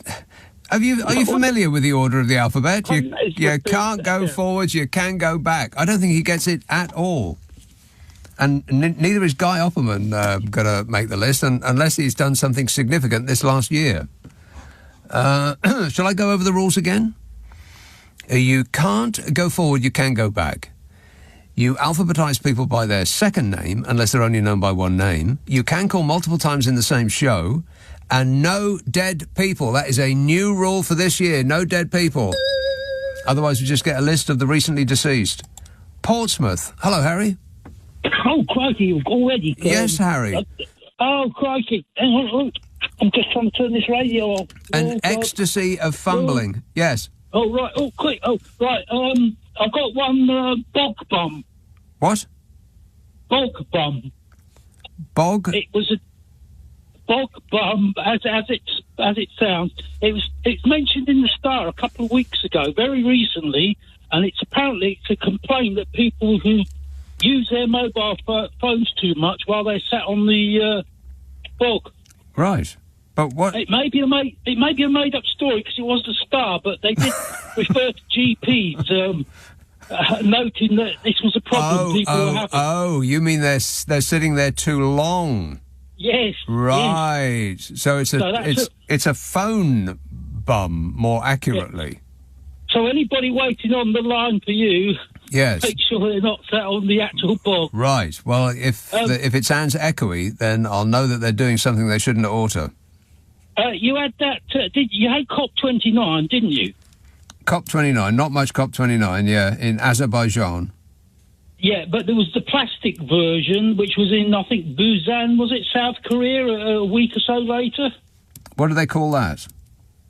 Well, I don't know. It was COP29, but it was just talked about plastic. Right. It was a completely different part of the world. They'd obviously got on some more planes again and chuckled over. Yeah, in order to protect the environment, they polluted it thoroughly, yes.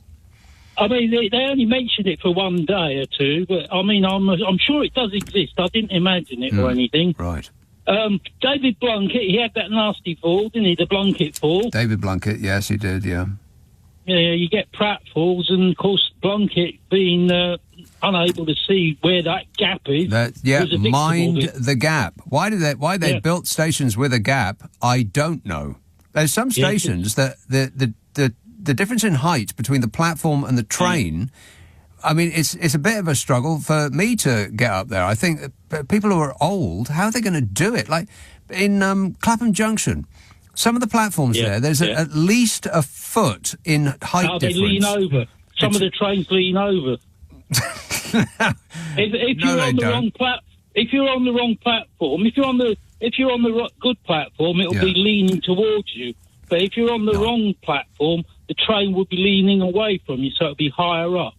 Portsmouth and Southsea is a terrible station for height. Very high platform. Is that a fact?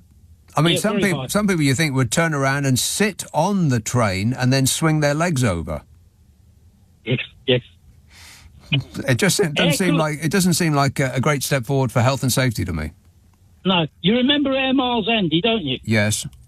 Well, of course, we've got Air Kilometres Keir, haven't we? Because he seems to be trying to go for the Guinness Book of Records.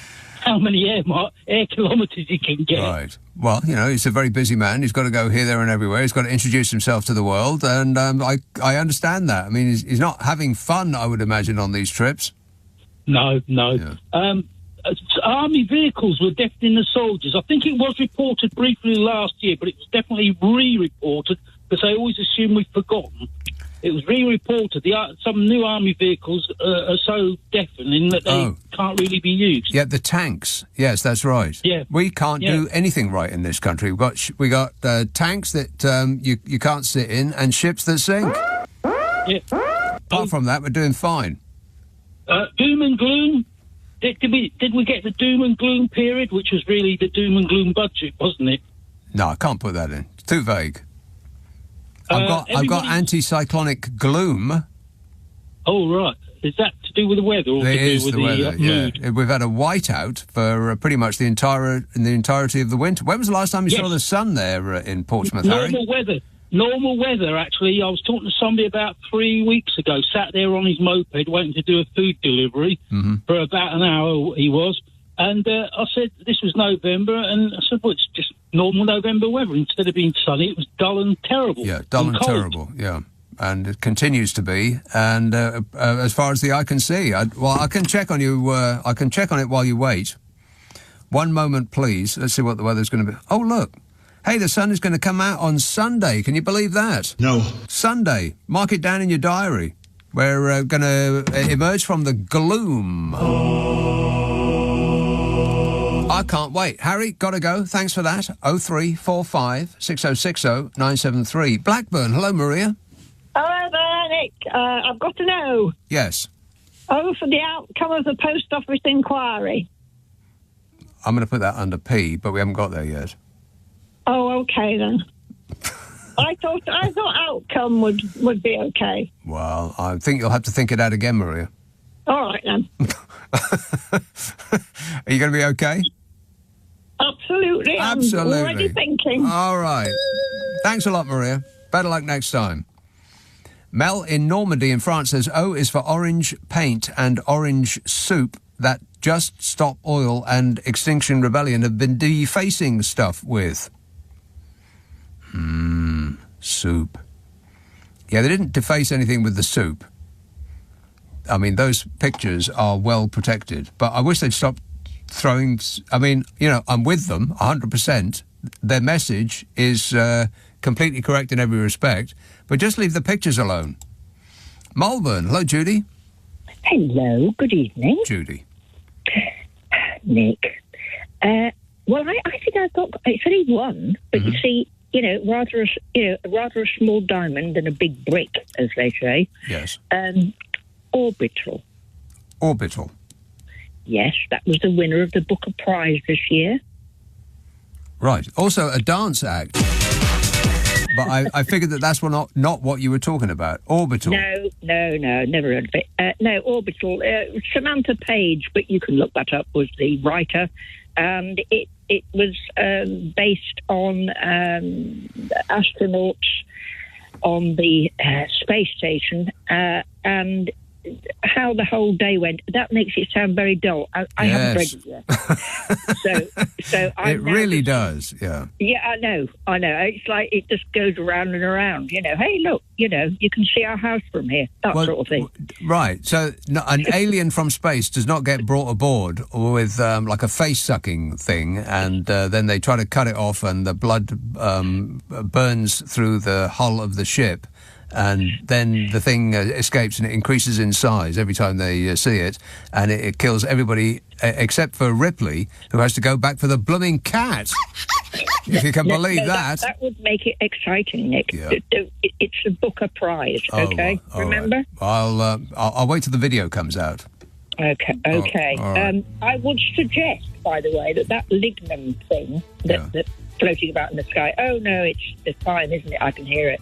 I'll go. I know when I'm not wanted. Well, no, you were explaining the lignosat. Well, just simply, it's probably lignum vitae. It's a wood. It's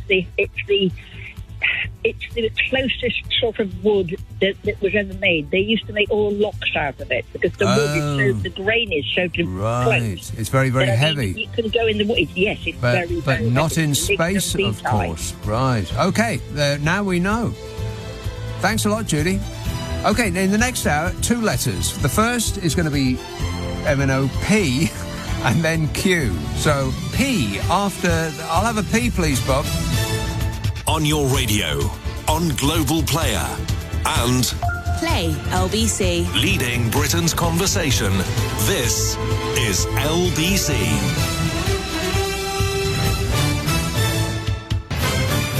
This is LBC from Global, leading Britain's conversation with Nick Abbot. Is he crazy or is that just the way he acts? This guy is sick. There's something wrong with this guy. Thanks, Donny. You're the best. You're the best, worst person in the world currently. Oxford. Kathy, as we move into the P's on the A to Z of 2024.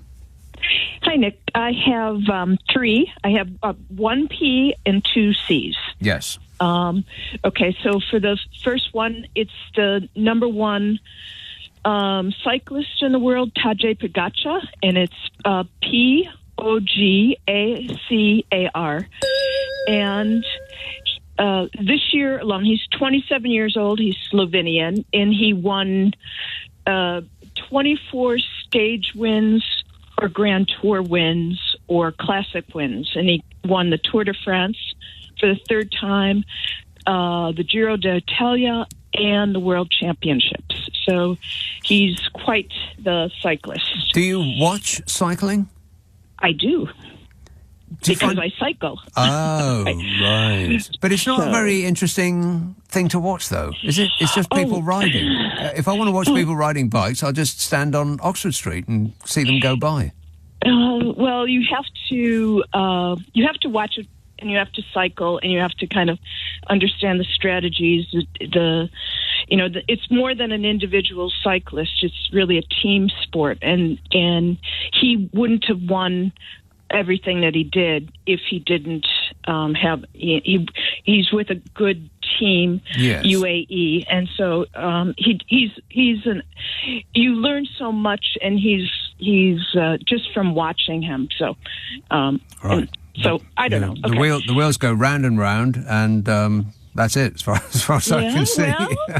Well, no, but I'm not disputing the skill and the stamina. Yeah. Well, it's a proper sport.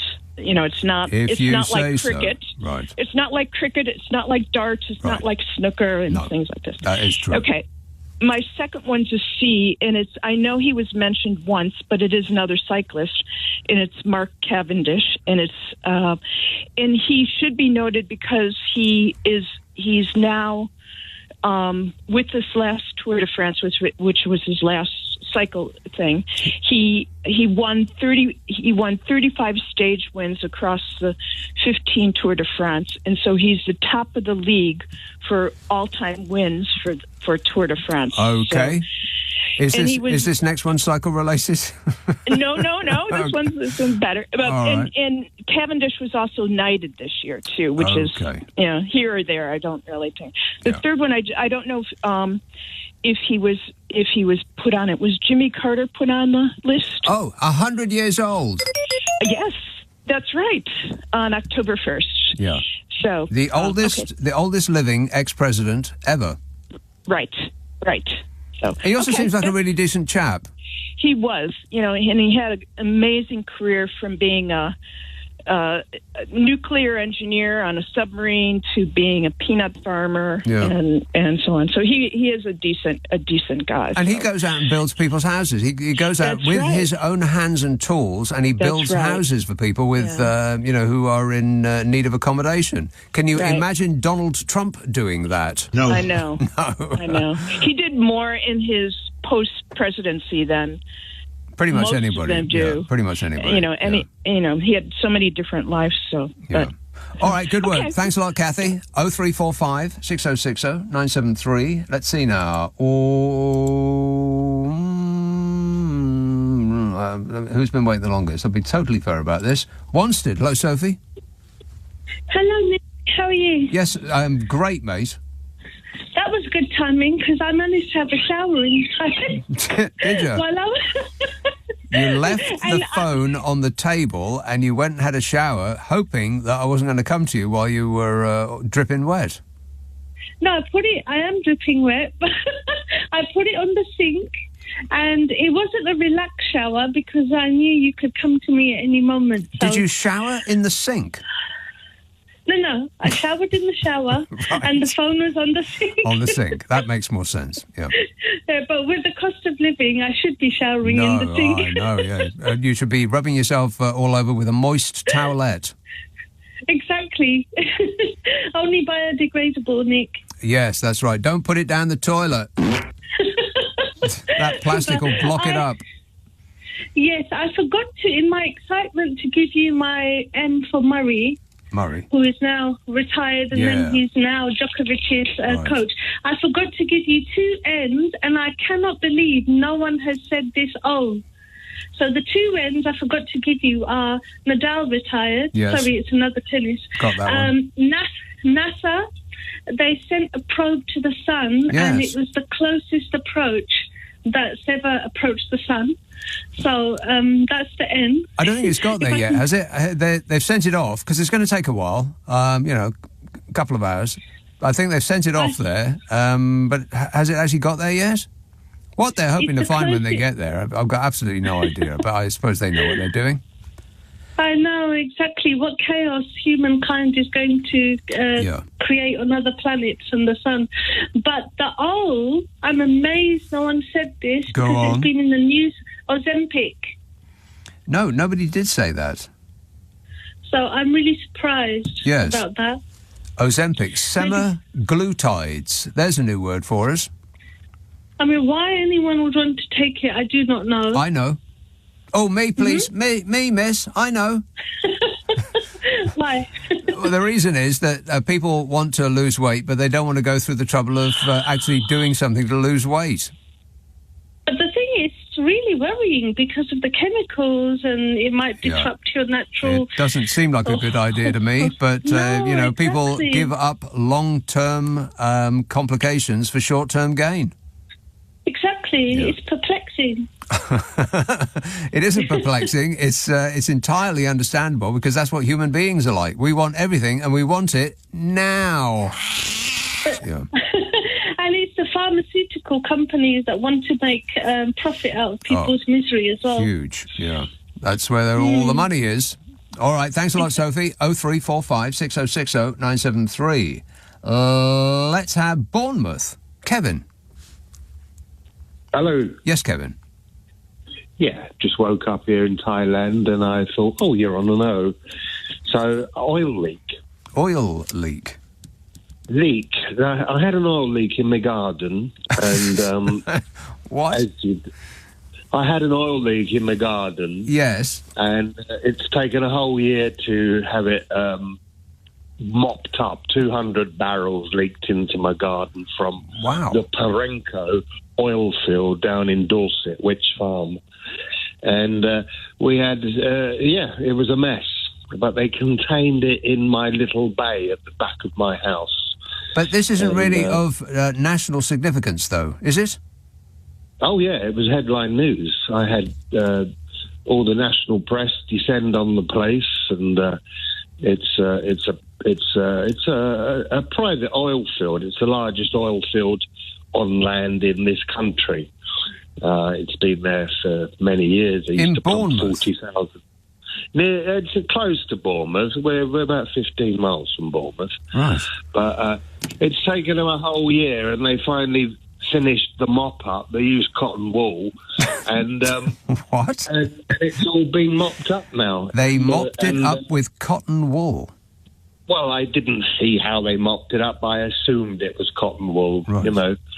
They had all these big cotton wool. And you're machines. you're in Thailand now? I'm in Thailand. I've just come out of hospital. I got off the aeroplane and had a heart attack. Oh. And literally have been in hospital since I arrived, and I'm now back at my condominium for the winter. And what's the weather like in Thailand at the moment, Kevin? Well, it's stunning. The weather. I've been looking out the hospital window for 3 weeks, and today I'm on my balcony in the sun, so it's absolutely gorgeous. That's nice, but we don't wish to know that. Yeah, well, you've got fog, haven't you? It's awful here, Kevin. I can't remember the last time I saw the sun, but I wish you all the best and get well soon. Thanks a lot, mate. 0345 6060 973. Just a small thought. That was the clearest line that I've had so far on this show, and he was calling us from Thailand. What? What is wrong with the phones in this country? I bet that was a mobile phone as well. Why doesn't anything work here? Not that I'm complaining or anything. Whinging and whining and moaning. Carnforth. Hey, Penny. Oh, Nick, are you all right? Yes, good, thanks. Good. I've got a couple of things.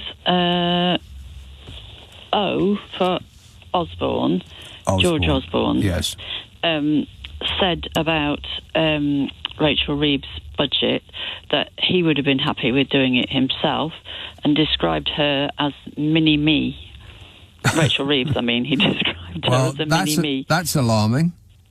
Yes, it is quite alarming. Yeah. And then the P for planning. Have we done planning? The government has said they're going to... rip up the planning rules. Rip up the planning rules, yes, and build here, there and everywhere. Well, I bet they don't rip them up that much. I mean, they can only upset so many people so much, and, they're not going to go crazy, but I think that the planning in this country does need to get sorted out a bit. But primarily, I'd say, in order for fewer hideously ugly houses and blocks of flats to be built, can't an architect insert themselves in the process at some point and just pretty them up a bit? Oh, definitely. And also, I mean, like you've been saying over the last few years about all these blocks of flats in London that are being built that nobody lives in. No. They're just built for investment. That shouldn't be allowed. Well, nobody buys them, apart from the Malaysian wealth funds or whoever it might be, who buys the entire block and then just rents them out to people who are just passing through. Yeah. So it seems a bit bonkers. Anyway, I've also got Panama Canal. Ah, right. Have we got that? Yes. Trump's hyperventilating about the Panama Canal. And I think that this is just distraction. It's his usual thing. He's only got one game, and it is ask for the moon and everything you've got all of your. He wants your daughter and your bank account, but he'll settle for a £5. You know, he just does the same thing over and over and over again. He's so utterly predictable, that man. Yes, he is. I mean, he just comes out with absolute rubbish while he's getting up to all sorts of things that he's not telling us about. Also, there was the Passenger Railway Services Act, which is basically the bill that's gone through Parliament, or it might be in the middle of going through Parliament about making the railways so that as the franchises come to the end, they're going to be brought back into. Finally, yes, as they expire, they will put them back into public ownership. And one more P is poverty has increased in the UK in 2024. UNICEF said that child poverty has increased faster in the UK than in any other of the sort of high-earning countries like us. 4.2 million children living in poverty. Absolute disgrace. The super rich get super richer and everybody else gets poorer. Could the two possibly be in any way connected? They don't want you to think about that one, do they? What was I say? Oh, yeah, that's why those 9 MPs, those 9 Labour MPs who wouldn't, go along with the King's speech, that's what they got suspended over, because that was all to do with the two-child cap. And all the agencies like Barnardo's and all these people have said that is the best way to relieve poverty amongst children. Right. It also is that it would be a good way to persuade people to have more children, because they might think that they can afford it, and we are in want of children. I mean, not actual children, but what children become, which is, young adults in work. Good work. Thanks a lot, Annie. Nick Abbott on LBC. Call 0345 6060 973. Are you trying to be funny? Because I'm all out of laughs. No, there is nothing funny about it. We are raking over the coals of the last year. We are up to and including the letter P on the A to Z of 2024, which will be in the book that I release just after the new year, which will include my my sort of commentary on the things that have occupied us on this show that went on over the last 12 months. I'm thinking of calling it Thanks a Lot, Meghan Markle. I haven't made a final decision on that yet, but I'm mulling it over. Croydon, hello, Simon. Hello, and good morning. Simon. Yes, hello. I've got 2 P's and a Q. Oh, right. Well, only the P's, I'm afraid, at the moment. Oh, blast. You have to wait for half an hour to bring the Q up. Okay, well, the P's, fine. Okay, well, they're very sciencey. Oh. And it's nice to hear that Sophie started the ball rolling with your science hour. Anyway, here we go. First one, P. The largest plasma jets have been spotted in the far distant universe. These are 2 record-breaking plasma jets. When we're talking about large, they measure 23 million light years from end to end. It's a distance that would cross 144 Milky Ways arranged side by side. Blimey. And they only just discovered them? Only just discovered them. They're blasting out of a supermassive black hole, and they've been named Porphyrion after a giant in Greek mythology. Right. They're blasting out of a supermassive black hole. A song by Muse. Rock and roll! Right. So there you go. So don't ask me to spell. I can spell Porphyrion if you like. Go on then. Okay, we go. P-O-R-P-H-Y... Wait. P-L-R... P-O-R... O-R, of course, not L-R, you're Egypt. P-O-R... Then we've got loads of consonants coming up next. Oh, no. P-H-Y-R... Yes. I-O-N. Porphyrion. That sounds like a village in Wales. That sounds like it ought to be. Porphyrion, right. Yeah. But absolutely, it would be amazing to see it, but they're a long, long, long way away. Yeah, very long way away. Yeah. So that's the one. And the other one is, this is a bit of a mind-boggling one. The largest known prime number has been discovered in October by an amateur mathematician. and I know you're very keen on maths, Nick. This number, apparently when they get really, really big prime numbers, they get harder and harder and harder to find. This one is, it's 2 to the power of 136,279,841 minus 1. I have no idea what you just said. It's 2 to the power of 2 is 4, isn't it? 2 to the power of 3 is Simon, there's no way of knowing that. 2 to the power of 136,279,841. Minus 1.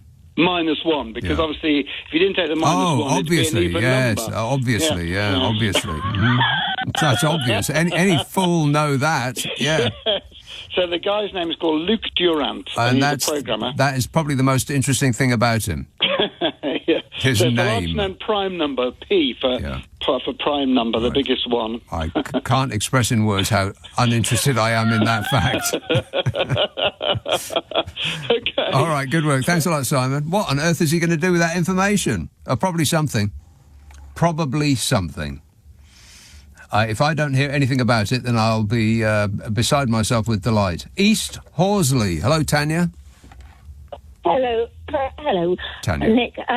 Debbie, I don't. Without mentioning the H word, yes. Can I wish you a very happy 2025? Thank you. You're welcome. Now I've got I've got a queue. Q. No, I'm sorry, but the queue's in the next hour. Oh, but they put me on. I'll fall asleep soon. Just for you. Okay, I'm going to make an exception, Tanya. Now, this is going to appall people, I know, because I am breaking my own very, very strict rules.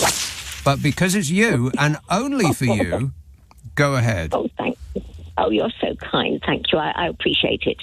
In the Labour Party manifesto, as indeed the Tory one before them, Sir Keir was looking into reducing quangos and then proceeded to agree to 12 more. Point being, in 23-24 tax year, it cost us, the taxpayers, £1,216 billion. And in the 24-5 tax year, which is like April to April, so we're in it now, it goes up another 10 billion, which is half the 20 billion black hole the Labour Party were complaining about. And it just doesn't make sense to me. And what are there? Hundreds and hundreds of these quangos, beginning with Q. And what are they all doing? Is that a genuine question, or is that rhetorical? Yeah, well, I mean, it's a rhetorical question, isn't it? Unless you know the answer. I most certainly do not know the answer, Tanya, but I promise that I will look into each and every one of them and have a full report on your desk first thing in the morning. That would be amazing. It would be amazing, wouldn't it? It would amaze me. Yeah. All right, thanks a lot, Tanya. Take care. Ta-da. 0345 6060 973. Don't ask. The rule is broken only for Tanya. Lucy says, L is for Bayo Lee, a panda sent to the US with his partner King Bayo as one of the latest acts of panda diplomacy. That was a recording of a panda made yesterday. Canary Wharf, Ryan. Hello, Nick. I can't believe you did that for Tanya.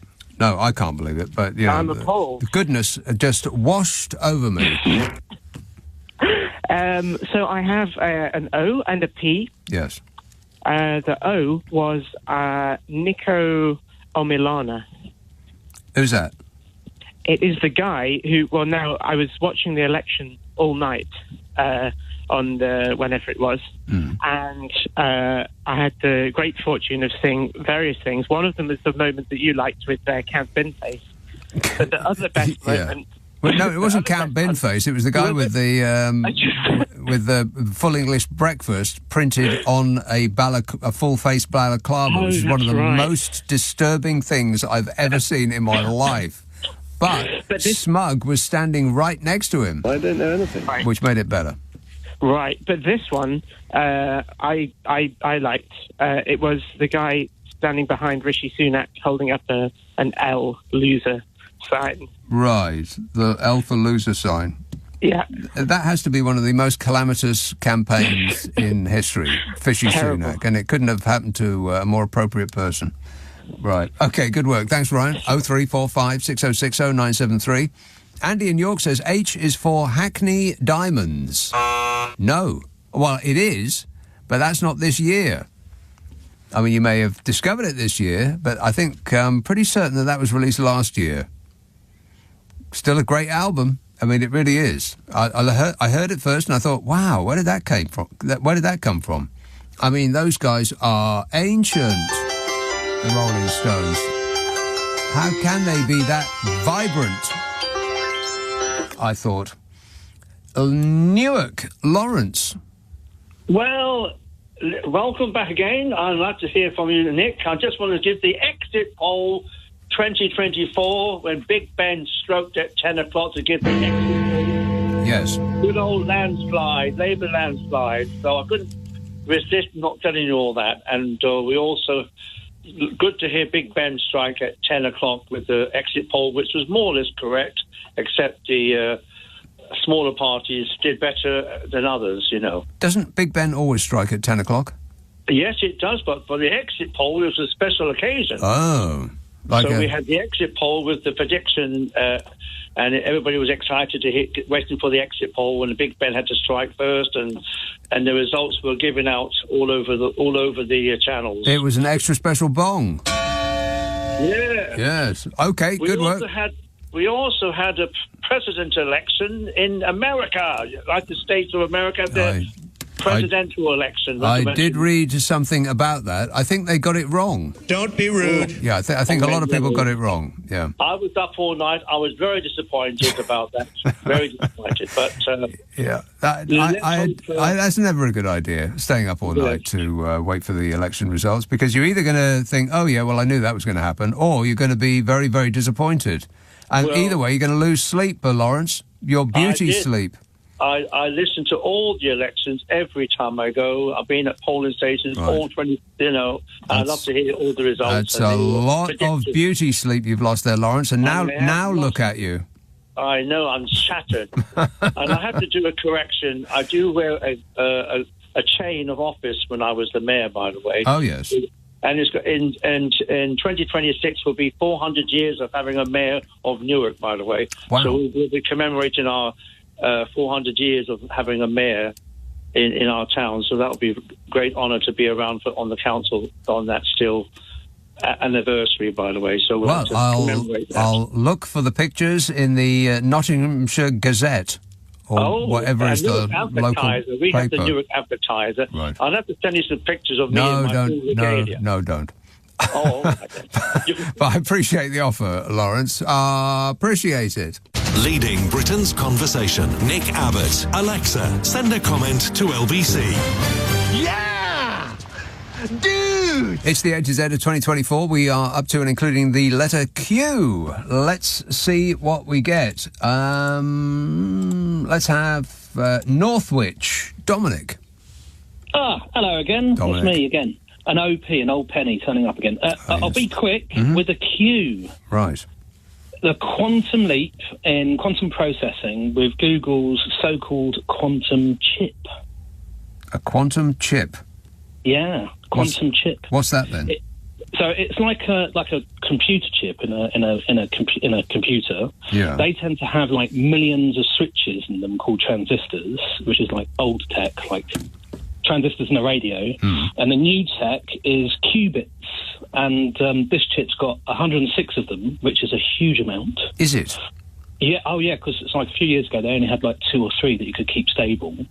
But it's like 106 of them on like on a chip, on a lattice, and they've got it working, and it basically processes things like prime numbers, for instance, very, very quickly. Is this like the chip that they have in Terminator 2, which they keep in the laboratory, that they, spoiler alert, warning, that they blow up in the building when that scientist says, "Oh, okay, I'll help you protect the future of mankind," after Arnold Schwarzenegger bursts into his house and then rips the skin off his arm? Is it that chip?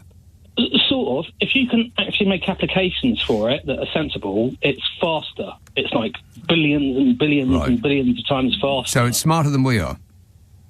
It's faster. Right. And as soon as it becomes self-aware, then we're in big trouble. Affirmative. So to put it in perspective, I mean, I don't know a huge amount about the quantum side of it. Oh, well, I certainly am glad you called. It's so fast that you could... you could basically, if you develop an application for it so that it works, you could probably bin all attempts at doing things like encryption. So, like, anything encrypted on the internet, all passwords, all the traffic could be just read by the processor. Oh, this is scary stuff, bad. Dominic. Yes, we are. We're going to be strangers in a strange land pretty soon, before we know it.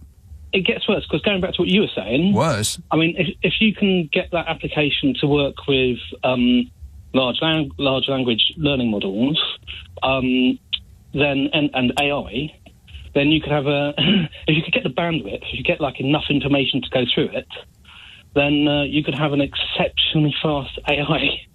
Like, billions and billions of times faster. Billions and billions. Right. Well, let's hope that we can locate the plug and switch it off as soon as is necessary before it executes every single one of us. Affirmative. All right. Thanks a lot, mate. 0345 6060 973. York. Hello, Jan. Hello, Nick. Jan. I've got a Q, 3 Ps and an O. Wow. Lay 'em on us, baby. Olympics prize money. Just for the athletics, though, and the gold medalists. And they each got £39,400.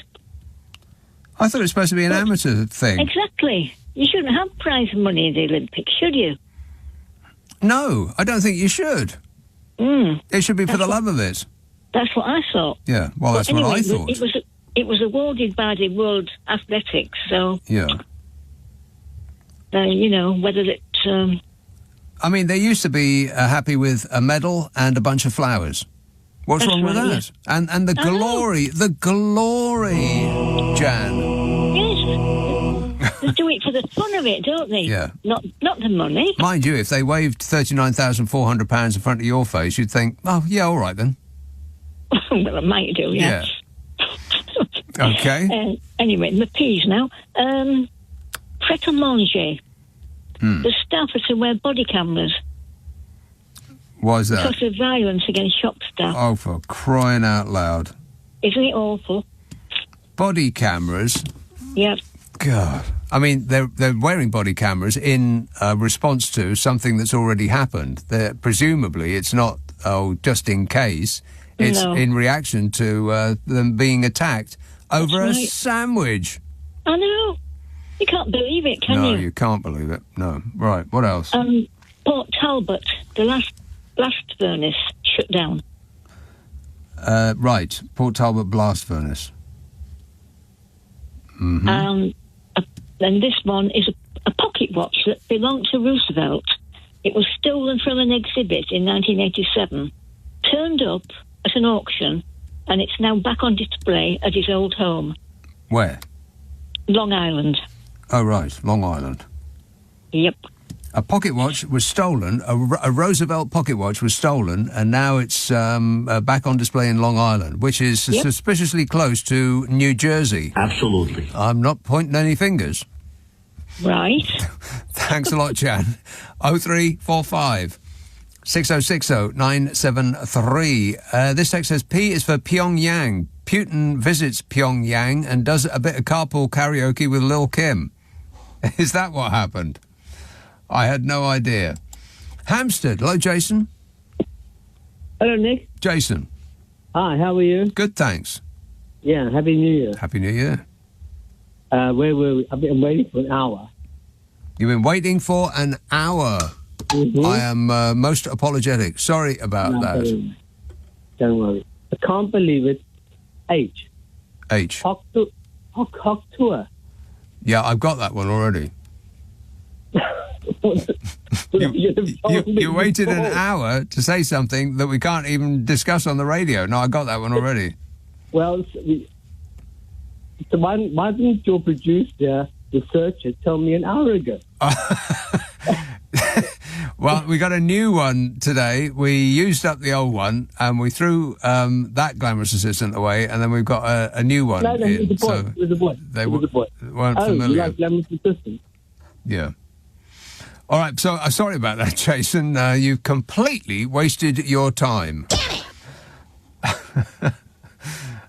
Wimbledon, Lucy. Hi, Nick. Lucy. I have 2 P's for you. Yes. Madame Giselle Pellicot.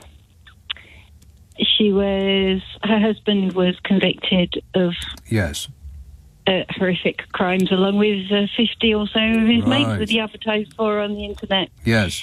And Time magazine made the person of the year the Trumple Thinskin. They should have made it her. They should have. And the interesting fact about it is that he was only caught because he was caught upskirting someone, and she reported it. Right. So that was very notable. She's a real heroine.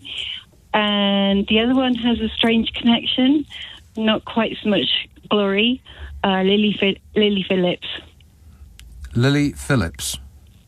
She's the OnlyFans content creator who made a YouTube video, an OnlyFans, where they made a YouTube an exhaustive video. YouTube video. Yeah. All right. Thanks a lot, Lucy. 0345 6060 973. This text is P is for poo in the Thames at the boat race. Yes. Don't go down to the river today because you're in for an unpleasant surprise. East Yorkshire. Hello, Mike.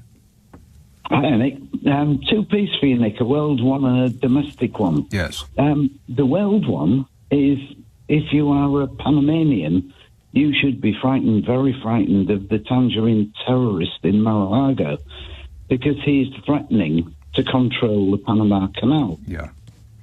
He ain't going to do that. This is him waving his hand in your face while he picks your pocket with his other hand. He does it every time. He demands the moon and all you've got, and makes do with something significantly less than that. He thinks he's a great deal maker. Just look at the success level that he's had in business. Every single business he's ever had has been a failure. I've been successful in every business I've been in. Well, I got that wrong. I take your point on that, but Panama Canal is 40% of container traffic around the world. If by threat or action he controls that, that is serious stuff. Yeah, the world needs to wake up. And yeah, exactly. Wake up, world. It's later than you think. Okay, so the domestic one is private tenants, and the Labour Party are at last doing something to protect their private tenants. They're going to outlaw Section 21 and put other restrictions in that mean landlords have to provide safe accommodation for their tenants. Yeah, and that includes you, Your Majesty. Yeah, exactly. But this is long overdue stuff. But the UK, it's a little thing, and it's not hugely publicised. Yeah, and it also has. It's also got an N for no fault eviction. That's part of that same story. So I'll put that in as well. All right, and I'll also put in royal family slum landlords. I think that's going to go in as well when we get to the R's. All right, good work. Yeah. Thanks a lot, Mike. 0345 6060 973. This text says quinoa. Q is quinoa. For being selected as an experimental crop in NASA's Controlled Ecological Life Support System for long-duration human-occupied space flights. Wow. That is a lot of syllables. I can't believe I managed to get through it. And this text says, Q is for queue jumping, see Tanya for details. That was that nice lady before that managed to squeeze a queue in because, she appealed to my good side. Harrow, Ben. Hello. Ben. Hello. Yes, Ben. Potholes. Potholes? P for potholes, yeah. Yeah, yet. Well, no, we haven't, but is that specific to this year? Yeah, no, is it not? You seem to be in two minds, yeah and no. I think they've gone on about it a lot this year. I think it should go on there. Well, I'm heard nothing else apart from potholes. That's all I've heard mentioned. Right. You've heard nothing this year apart from potholes? Yeah. Right. The people in Harrow must be in want of things to talk about, if that's all they're talking about, potholes. I don't think I can put potholes down. I mean, they've always been with us. They're getting, well, I don't know about whether they're getting worse or not, but they're certainly not getting any better. I'll think about that one, which is to say no. Leading Britain's conversation, Nick Abbott. Alexa, send a comment to LBC. We're running late. We are running late and coming to the end of the queues. Only 2 more nights of these to go, and then we'll be at the end of the alphabet and we can wash our hands of this awful year. Belsize Park. Hello, Judy. Hello. Judy. You've missed out the event of the year. Go on. I'm taking you backwards to the letter B. Yes. Bathroom. Bathroom? Your bathroom. My bathroom?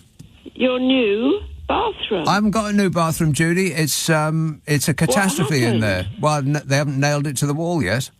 But we haven't had the whole saga, the whole story. Well, there is no story. They ripped the other one out, put it in a skip, and that's the end. But where's your bath? Have you got your new one? No, it's still bare walls, bare floors, hole in the ceiling.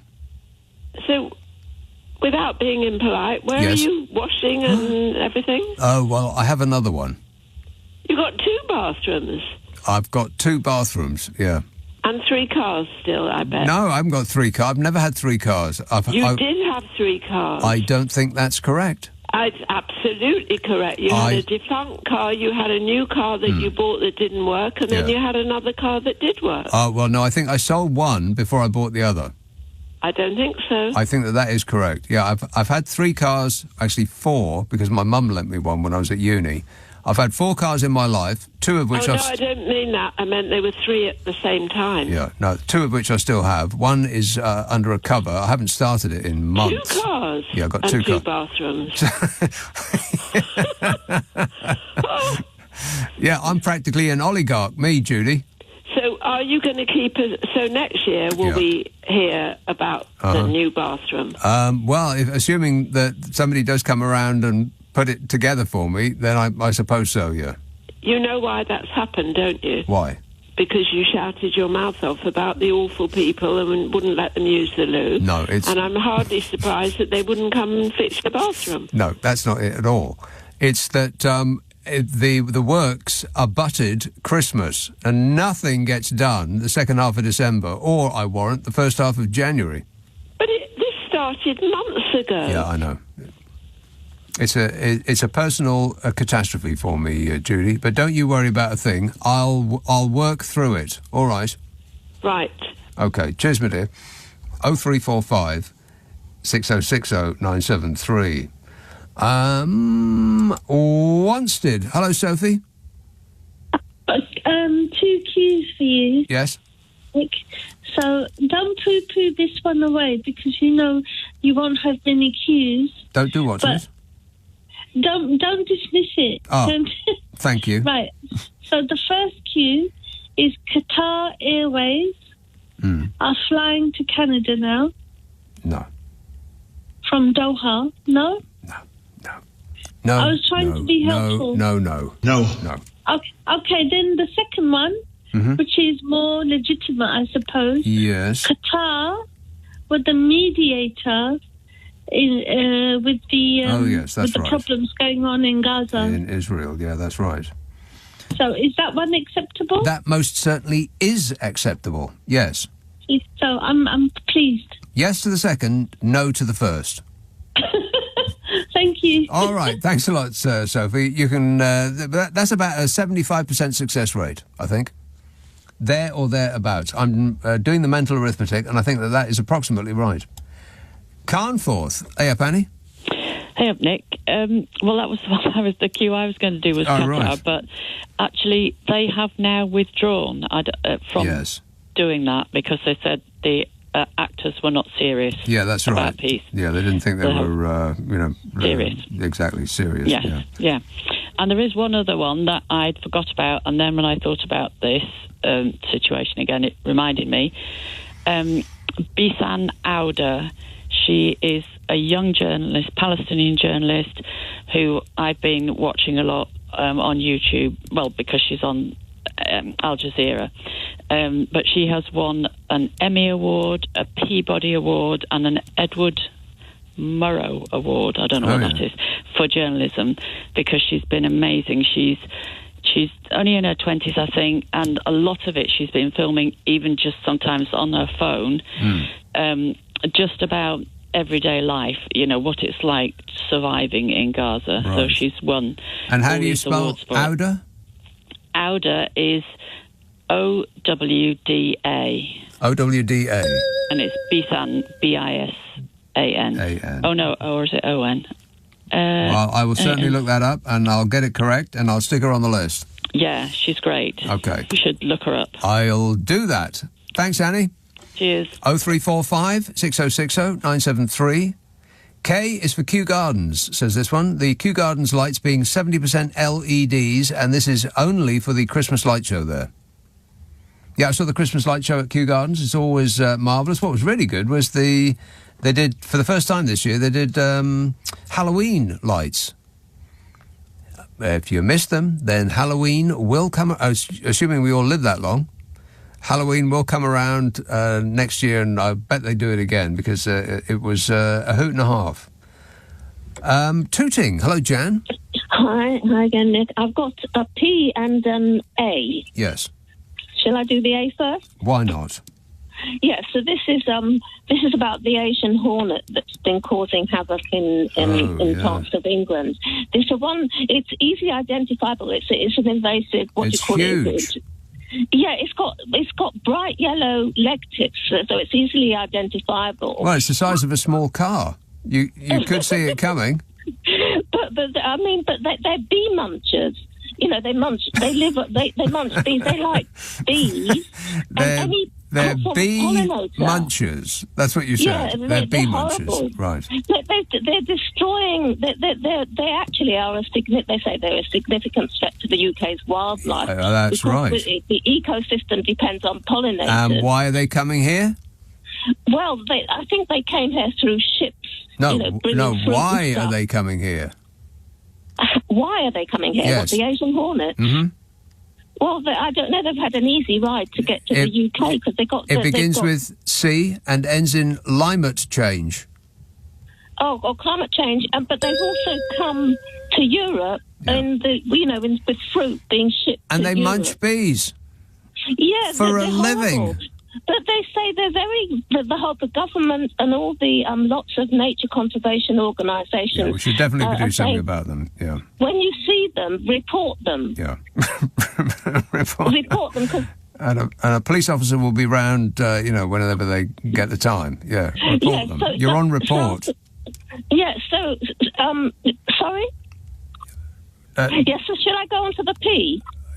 There's more. Go on then. No, I've got a P. It's to do with the latest news about Putin wanting to have peace talks with Ukraine in Slovakia. So he had a meeting with the Slovakia borders Ukraine, but they're a bit neutral about. They have a neutral position about Ukraine, and so. But the Prime Minister of Slovakia, Putin met the Prime Minister of Slovakia, Robert Fico, Fico, F-I-C-O. this week. Just Okay. gone. All right. To have negotiations there. Negotiations. Yeah, they're having discussions with the Russians. Yeah. No, with for Putin to meet Ukraine, Right. Zelensky in Slovakia. In Slovakia, that's what I heard. Yeah. Okay, I'll stick it on the list. Thanks a lot, Jan. Gotta go. Time is running out. Let's have Plymouth. Hello, Julie. Hello, Nick. I've got an MNOPQ, but I'll be very quick, shall I? Yes. So M is for monkeypox, or Mpox, as we should call it. Oh, blimey, yeah. I know. First case, 30th of October 2024 in the UK. I know. Sorry about that one. N is for NATO. Newest member is Sweden that joined in March 2024. Right. It has neutrality status since the Napoleonic Wars. So, yes, they're a bit worried now about things. Yes. That is a big deal. Rootin' tootin', going to be furious. He is. But this is quite a sweet one. O is for an orca whale called Taliqua. Shall I spell that for you? Go on then. TAHLEQAH.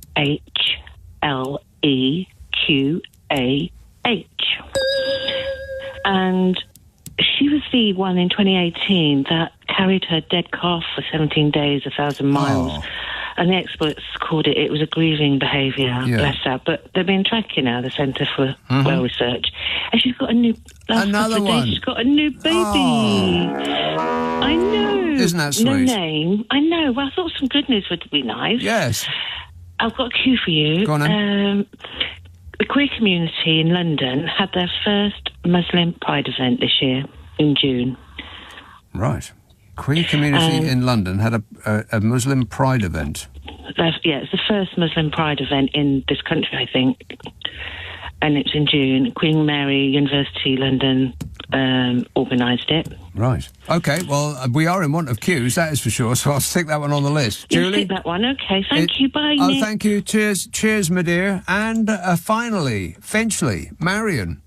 Oh, good evening, Nick. Nice to hear your alphabet quiz every year. Thanks. Cheers us all up. I'm putting forward Queen Camilla.